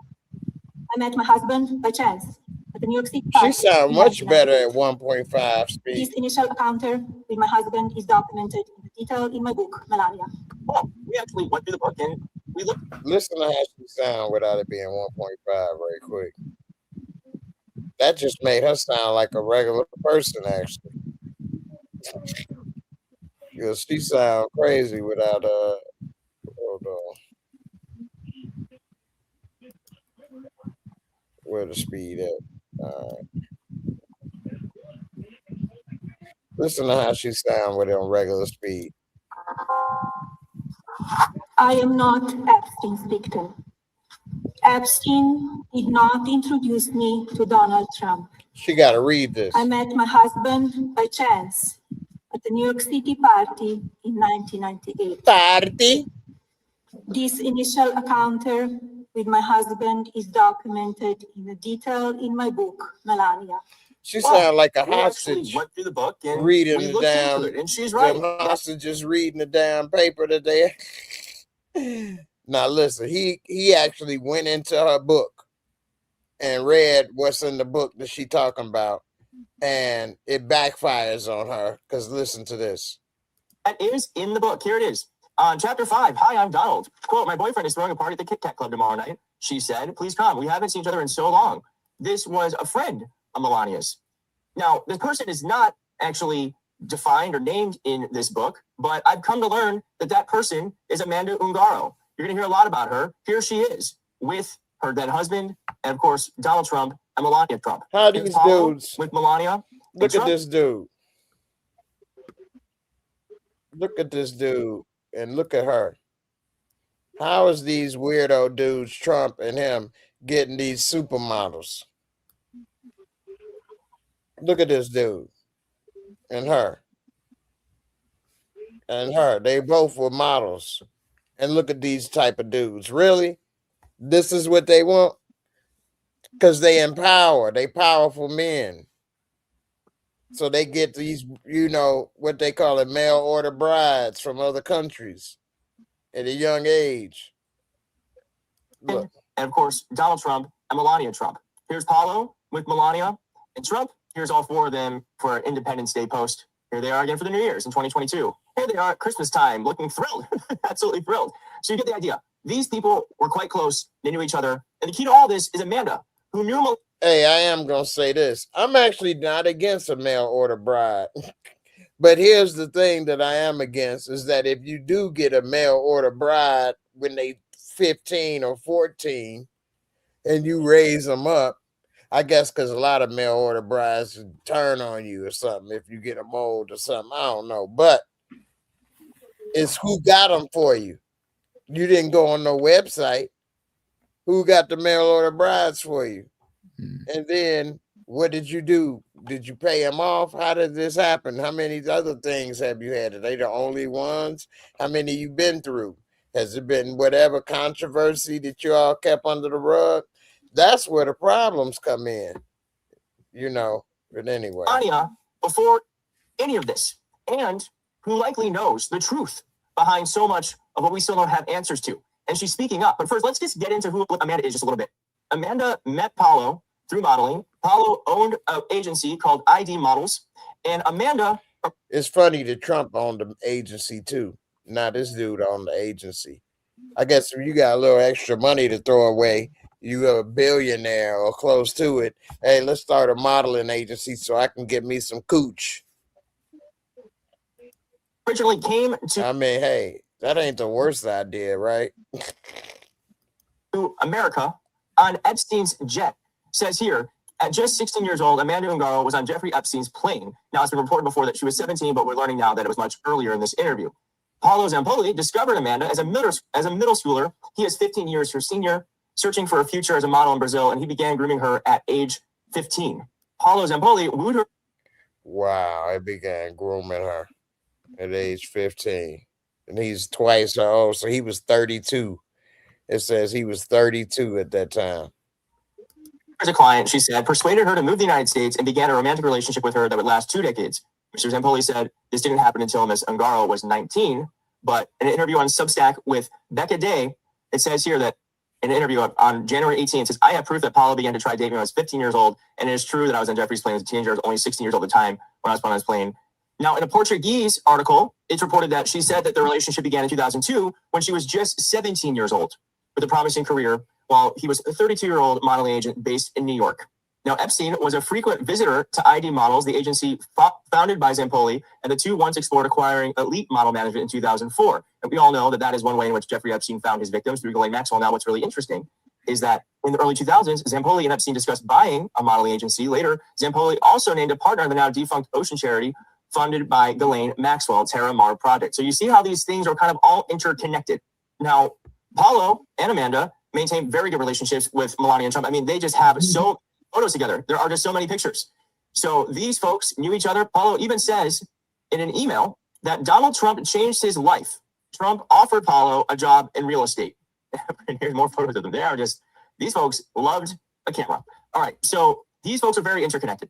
And just to show how much they were connected, Donald Trump named Paulo special envoy for global partnerships. That's about a year ago on March 11, 2025. And Amanda Ungaro was appointed to a ceremonial role as an ambassador of Grenada to the United Nations through Zampoli's connections to the White House. Okay. So these are people who are very close to the Trumps. They had enough power that they got promoted into various aspects of our government, and everything was fine and dandy until these two broke up. Now, why are we talking about Amanda? What does this have to do with anything? Okay. Here's why. Because you remember from about a month ago, Paulo Zampoli had her arrested. He asked ICE to detain the mother. Ain't that something? He had her arrested by using ICE. These people are cold, man. This is cold-blooded. Look at this. Of his children. Last June, the man credited with introducing Trump to his wife asked the administration for a favor. Paulo Zampoli, a former modeling agent turned presidential special envoy, had learned that his Brazilian ex-girlfriend was in a Miami jail, arrested on charges of fraud at her workplace. They had been in custody battle over their teenage son. Now he saw an opportunity. He reached out to a top official at ICE, explaining that his ex was in the country illegally, according to records obtained by the New York Times and a person familiar with the communications. Could she be put in ICE detention? That could help get his son back. And that's exactly what the Trump administration did. DHS, which oversees ICE, said in a statement that Ms. Ungaro was detained and deported because she was on a long expired visa and had been charged with fraud. Quote, any suggestion that she was arrested and removed for political reasons or favors is false. As I'm sure you're thinking, as I'm thinking, that statement is bullshit. Of course, Donald Trump's friend got favorable treatment. So the woman who was friends with Melania was deported by her ex, and Melania didn't do anything to stop it. And so that got Amanda kind of pissed. And remember, Amanda, Paulo, Melania, Trump, they were all running in the same circles. They were hanging out, emailing each other, giving each other jobs. They knew each other very well. So that is why two things happened.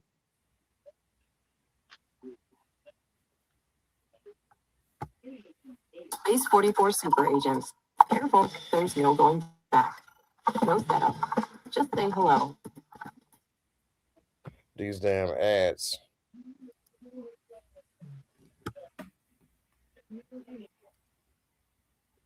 Crazy ass statement. And two, what we didn't know, but other people saw, was Amanda was tweeting at Melania Trump saying the following. Now, I actually saw these in real time Unfortunately, I didn't have the foresight to actually screenshot them because Amanda deleted these tweets.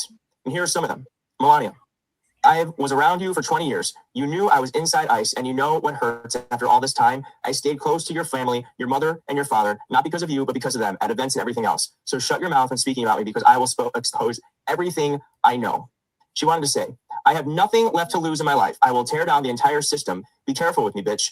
I will tear down your corrupt system, even if it's the last thing I do in my life. I will go all the way. I'm not afraid. Maybe you should be afraid of what I know, of who you are, of who your husband is. I will take legal action against you and your pedophile husband. I've known you for 20 years. You knew I was detained at ICE. You were president of my life, and every year my son's birthday, even sending Secret Service and being the first to congratulate him back in 2016.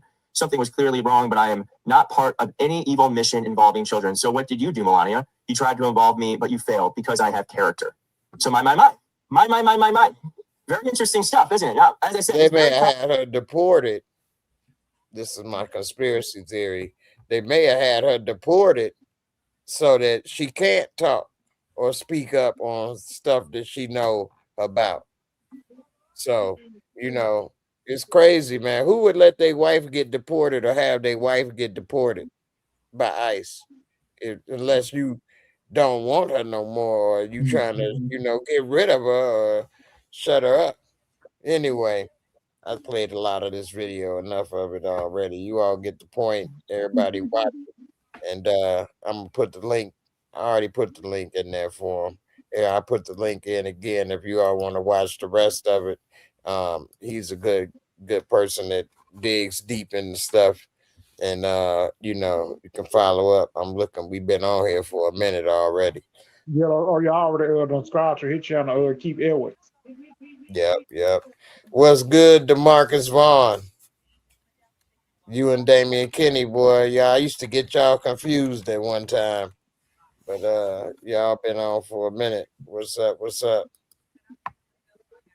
Who is this? Dr. Dirt Digging. You digging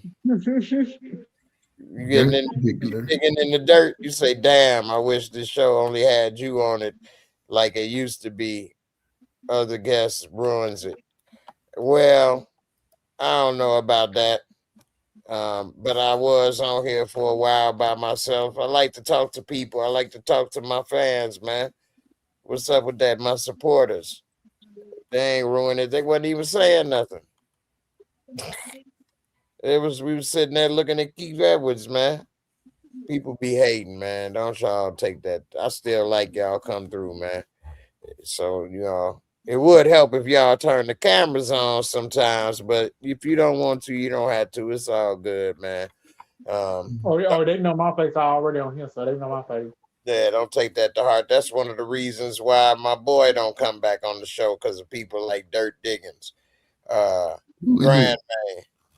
Grandman. He said he don't want to come because people be saying that it ruins it or whatever. Man, don't do that. Well, opinions like body parts. Everybody got one. Exactly. Even I got one. I keep mine to myself.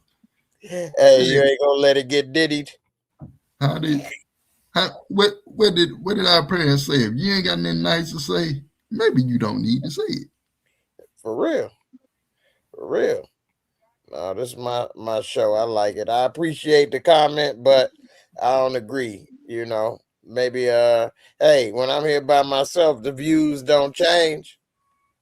So people still left and did whatever they gonna do. People don't support you like they used to, man. Everybody run to go support other people for whatever reason. So, it's all good. I keep it real. I just be me. And I try to do the best I can in what I do. And that's it.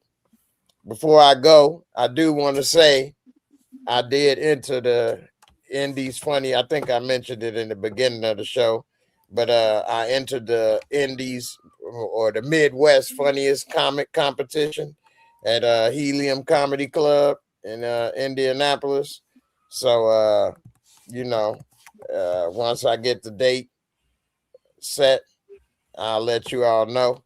But I appreciate everybody if they come out and support me if they can at the Helium Comedy Club in Indianapolis. I know most people ain't in Indianapolis, but if you are able to come through, definitely come on through. And you know, hopefully I can make a couple laughs, couple chuckles, make everybody what the hell? Here we go. Let's see. Helium Comedy Club. Why is this ain't? What is this? Talking about some damn canteen.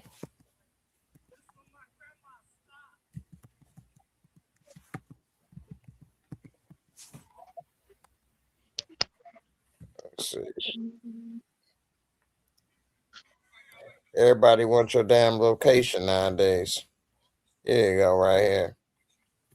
All right, so there it is right here. Funniest 2026 competition. I already registered. Once the registration is over, then they'll be able to let you know. But 2026 funniest person in the Midwest competition kick off this summer.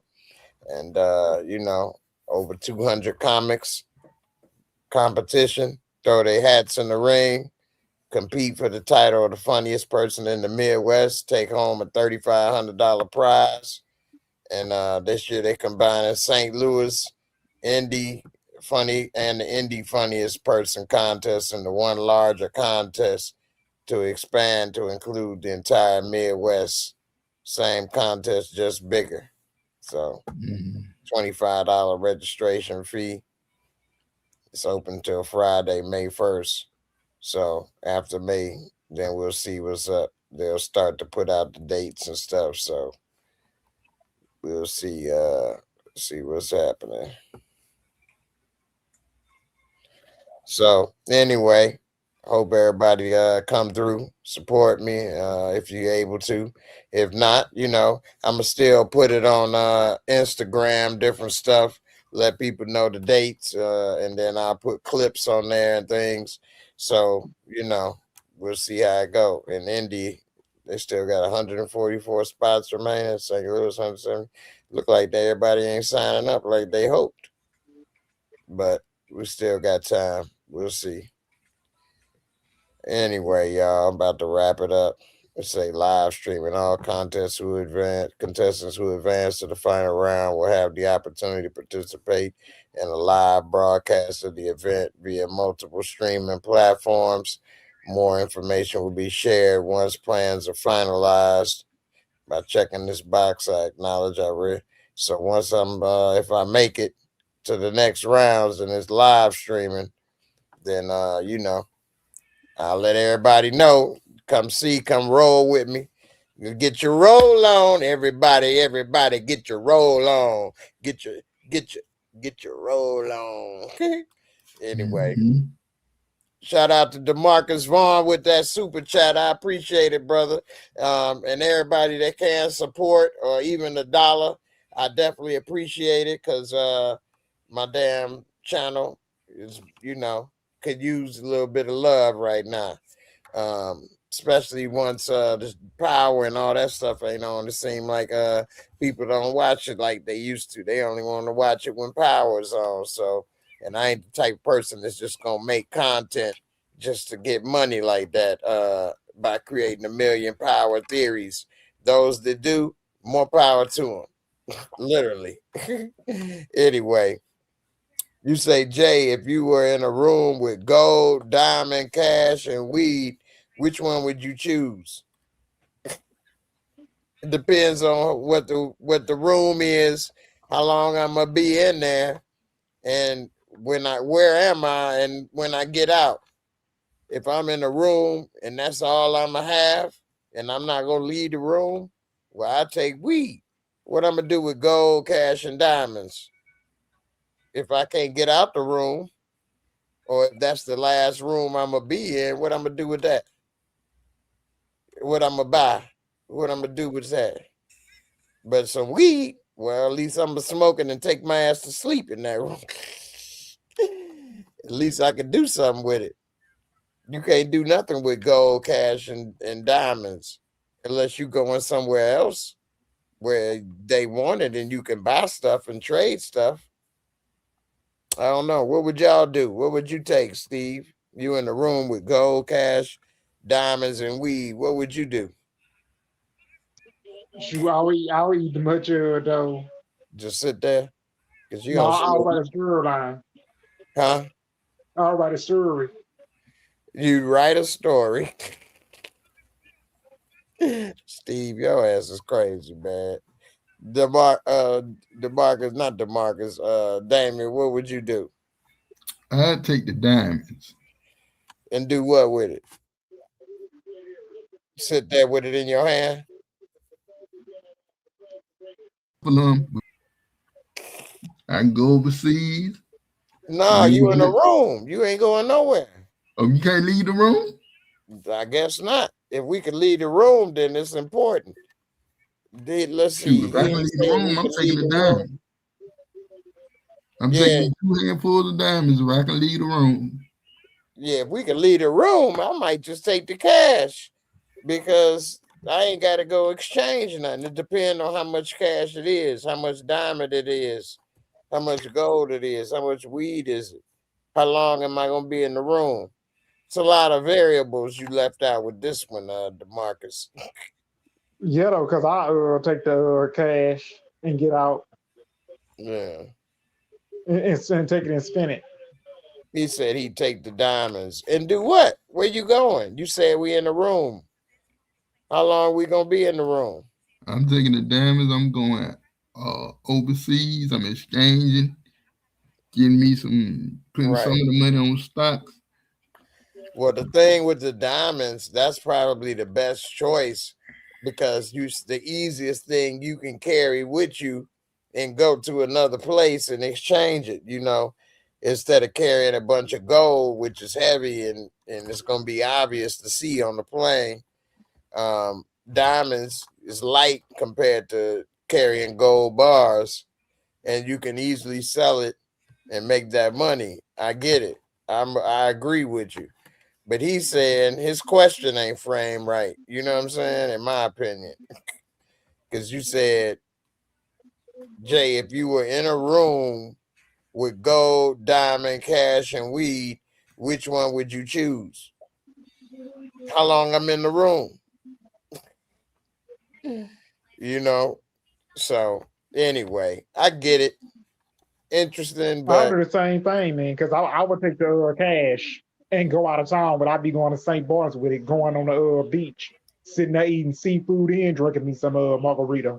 The thing with the cash and the gold is it take up a lot of space, and if you go to another country, they're gonna monitor when you get on the plane if you taking more than $10,000 with you. You know what I'm saying? And it's harder to move. Huh? It's better for you to put it off in your wallet. You can't put no $10,000 in your wallet. Steve, you're hilarious, man. In your wallet. I wish you could put $10,000 in your wallet. You can't even close your wallet. They still gonna see the money. This is not full of $1 bills. And you can barely put this in your wallet. And this is $1 bills. It looked like a lot, but that's $1 bills. Because I'll be down in town buying me some clothes like I did in Mexico. This is $75. Look at that. And you barely put money in your wallet. These are $75 in ones. Look like a lot of money, don't it? Yep. You can't put that in your wallet. So $10,000. No, you ain't gonna be able to get that in there. No, even if it was hundreds. Still couldn't be able to get that $100. So that $100 though gonna have to stay at the house. Because that's $100 bills. Because 10 100s is 1,000. So 10 times 10. It's 100. No. I'm wrong. 10 times 10 is 100, but I'm talking about $100 bills. So 10 $100 bills is 1,000. So if you get, 10 times 10 is $10,000. That's 100.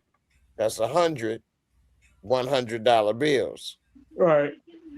You can't put in 100 because this is $75. So put 25 more with this, you still can't close your wallet. Just because the denomination is different don't mean, you know, the bill size change. You know what I'm saying? So Right.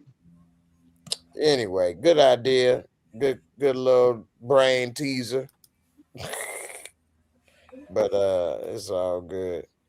You say cash actually loses its value. Yeah, but that depends on how long you gonna have it. See, you left out that how long we in the room.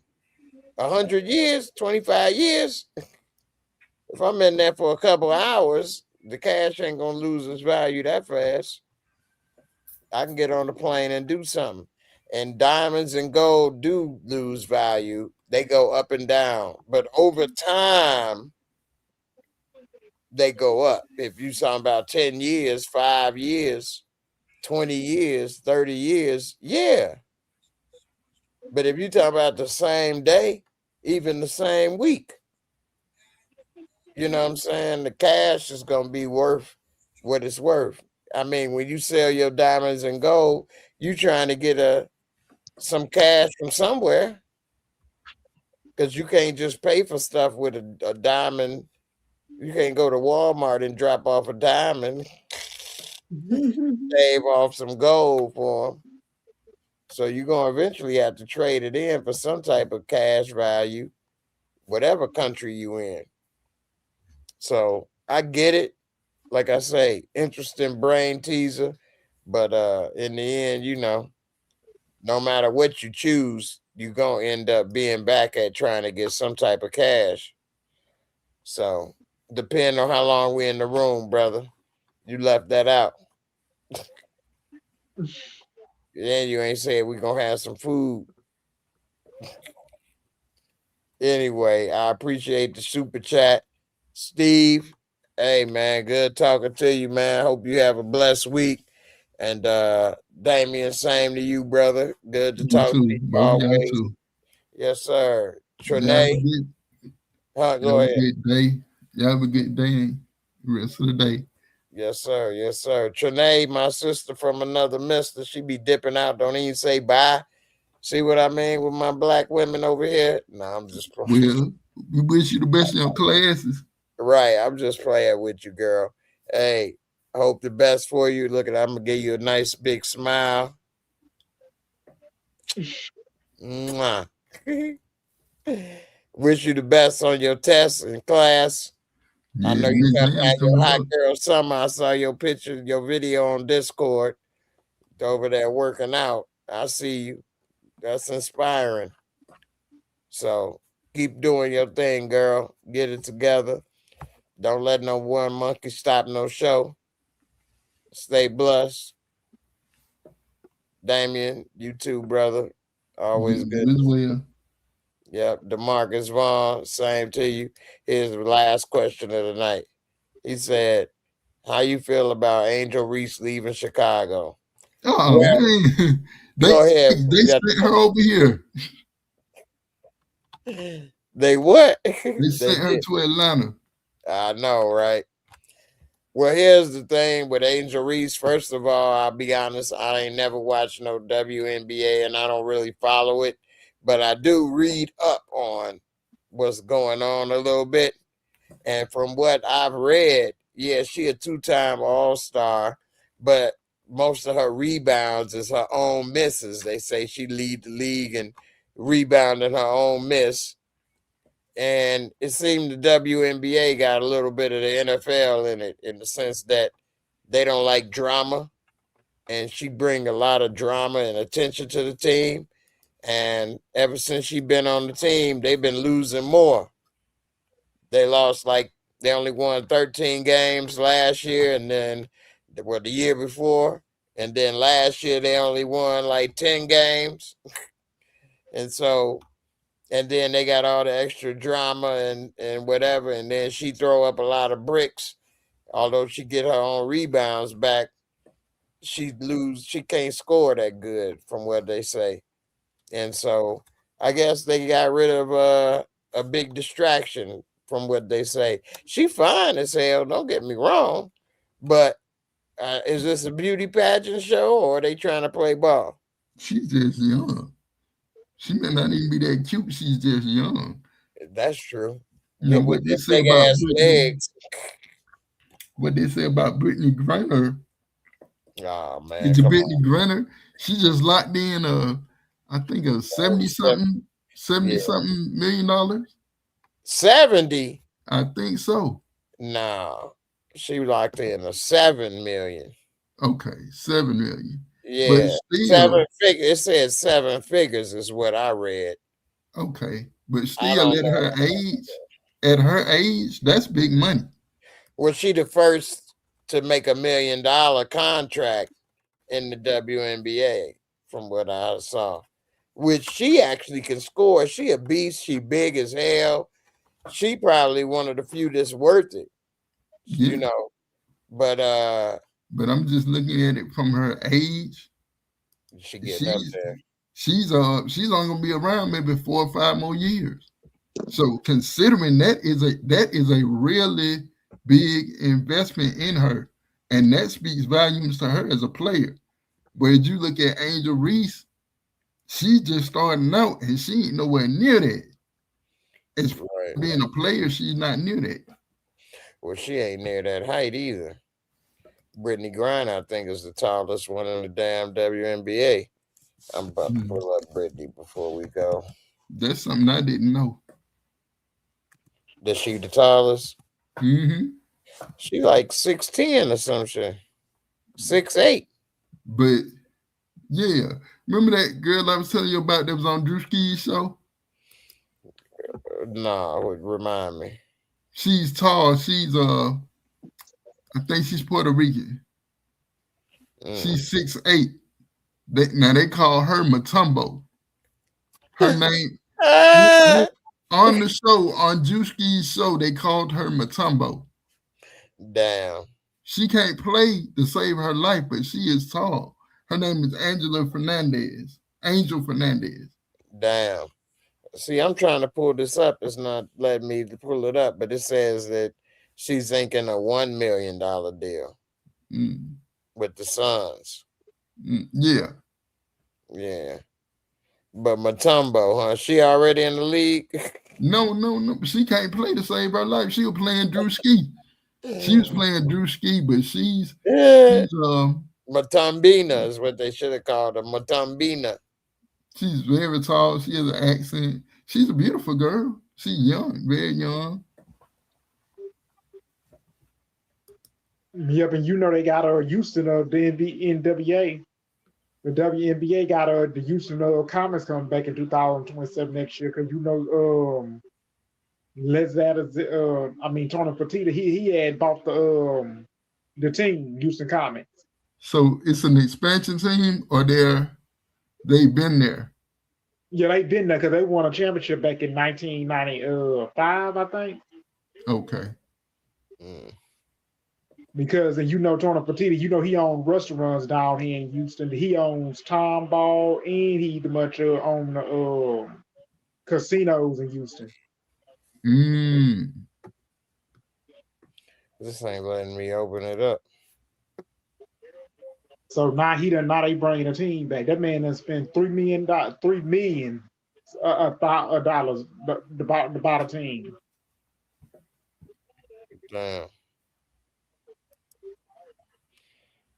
That ain't bad actually though. Because if it does like most sports teams, if he hold on to it, he gonna be balling.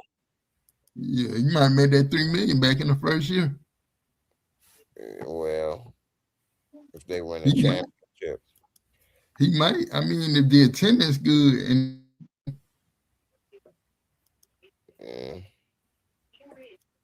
I think WNBA, if he bought the Indiana one with Caitlin Clark maybe, but WNBA that man with about 13-14 billion. Huh? The one thing about these sports teams is they can write off that depreciation though. So they can say that they're losing money on all the playing the salary, doing all the stuff, whatever, and Next thing you know, it's like a write-off. Yeah, because of LeBron James, you know he gonna end up buying a team too. Once he retires, Well, no, that's not what he's doing. Actually, do you all know what he's actually doing? What? He's partnering with this other dude. This is why the NBA really is mad at LeBron. He's partnering with this other dude, and they starting their own league. To hell with a team. He's starting his own league, and it's gonna be a real league. It ain't gonna be like Ice Cube Big Three. He's starting his own league to compete with the NBA. They gonna crush that. The NBA. Yeah, they gonna do everything within their power to undermine that. Man, for real, they gonna try to crush LeBron. Man, they gonna be like, you traitor. But they all won't let those him top players. They're gonna be trying to poach the hell out though. Yeah, but that's the thing. Him and Rich Paul, they working on trying to start their own league. I don't really like a lot of LeBron stuff. I'm not a hater. I kind of am on the fence with LeBron. I like him. I respect his game and talent to a certain degree. But you gotta see where it goes. Yeah. Yeah. You know what I mean? I don't know. But the NBA is messed up. But he messed it up, though. The way of his culture compared to how MJ carried himself. LeBron, he made the All-Star game trash because he made it where it's okay not to play hard. So now nobody play hard in the All-Star game. LeBron trash because he made the super team stuff. Now everybody want to do super teams and team up. LeBron messed up. Now I like this part, but he messed it up. And it's actually messing up the league kind of. But LeBron, the owners don't like it, where he took away the power and doing the 2 or 3 year contracts plus the player option, and they can decide where to go and where not to go, and making teams trade them and this and that. I kind of like that instead of making a player be a hostage, but also it messed up the league because the players changed teams too damn much, which makes teams lose and it's hard to keep track of it and this and that. It did make the league weak. Huh? Lose the investment. Yeah, plus it loses interest because there's no rivalries. But that's why they put more pressure on the kids now. The kids got these NIL deals, and they got things going on. Now they got the leagues coming at them sooner. You know what I'm saying? They want to lock them down for so many years. Right, because it's all messed up. Even when they catch you in the draft, they want to lock you down for so many years because they want that investment in you. They don't want you to leave. If I give you $100 million, shit, I don't want you to leave either. Shoot, they trying to build their team around a specific player. Well, that's been the case for a minute, but so they don't want that player going nowhere. Right, exactly. Well, all right, fam. We're about to get up out of here. Yeah, look like we falling asleep.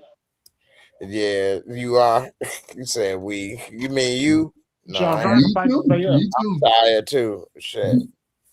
You too? You tired too? Good day. Yeah. All right, y'all. Have a good day. Yep. Have a good day. Good night. Peace. And peace. Bottle of hair grease. Everybody be safe. Thanks for coming out to support, even if you don't appreciate or enjoy when I have other people. Hey, why don't you come on up and talk sometimes? It's all good. And I like to spread love, and enjoy my people and talk to everybody. So, that's how I am, man. I get it. It ain't for everybody. With that being said, smile more. Peace. I'll be back like the Terminator. And y'all have a good one, man. Much love. Deuces.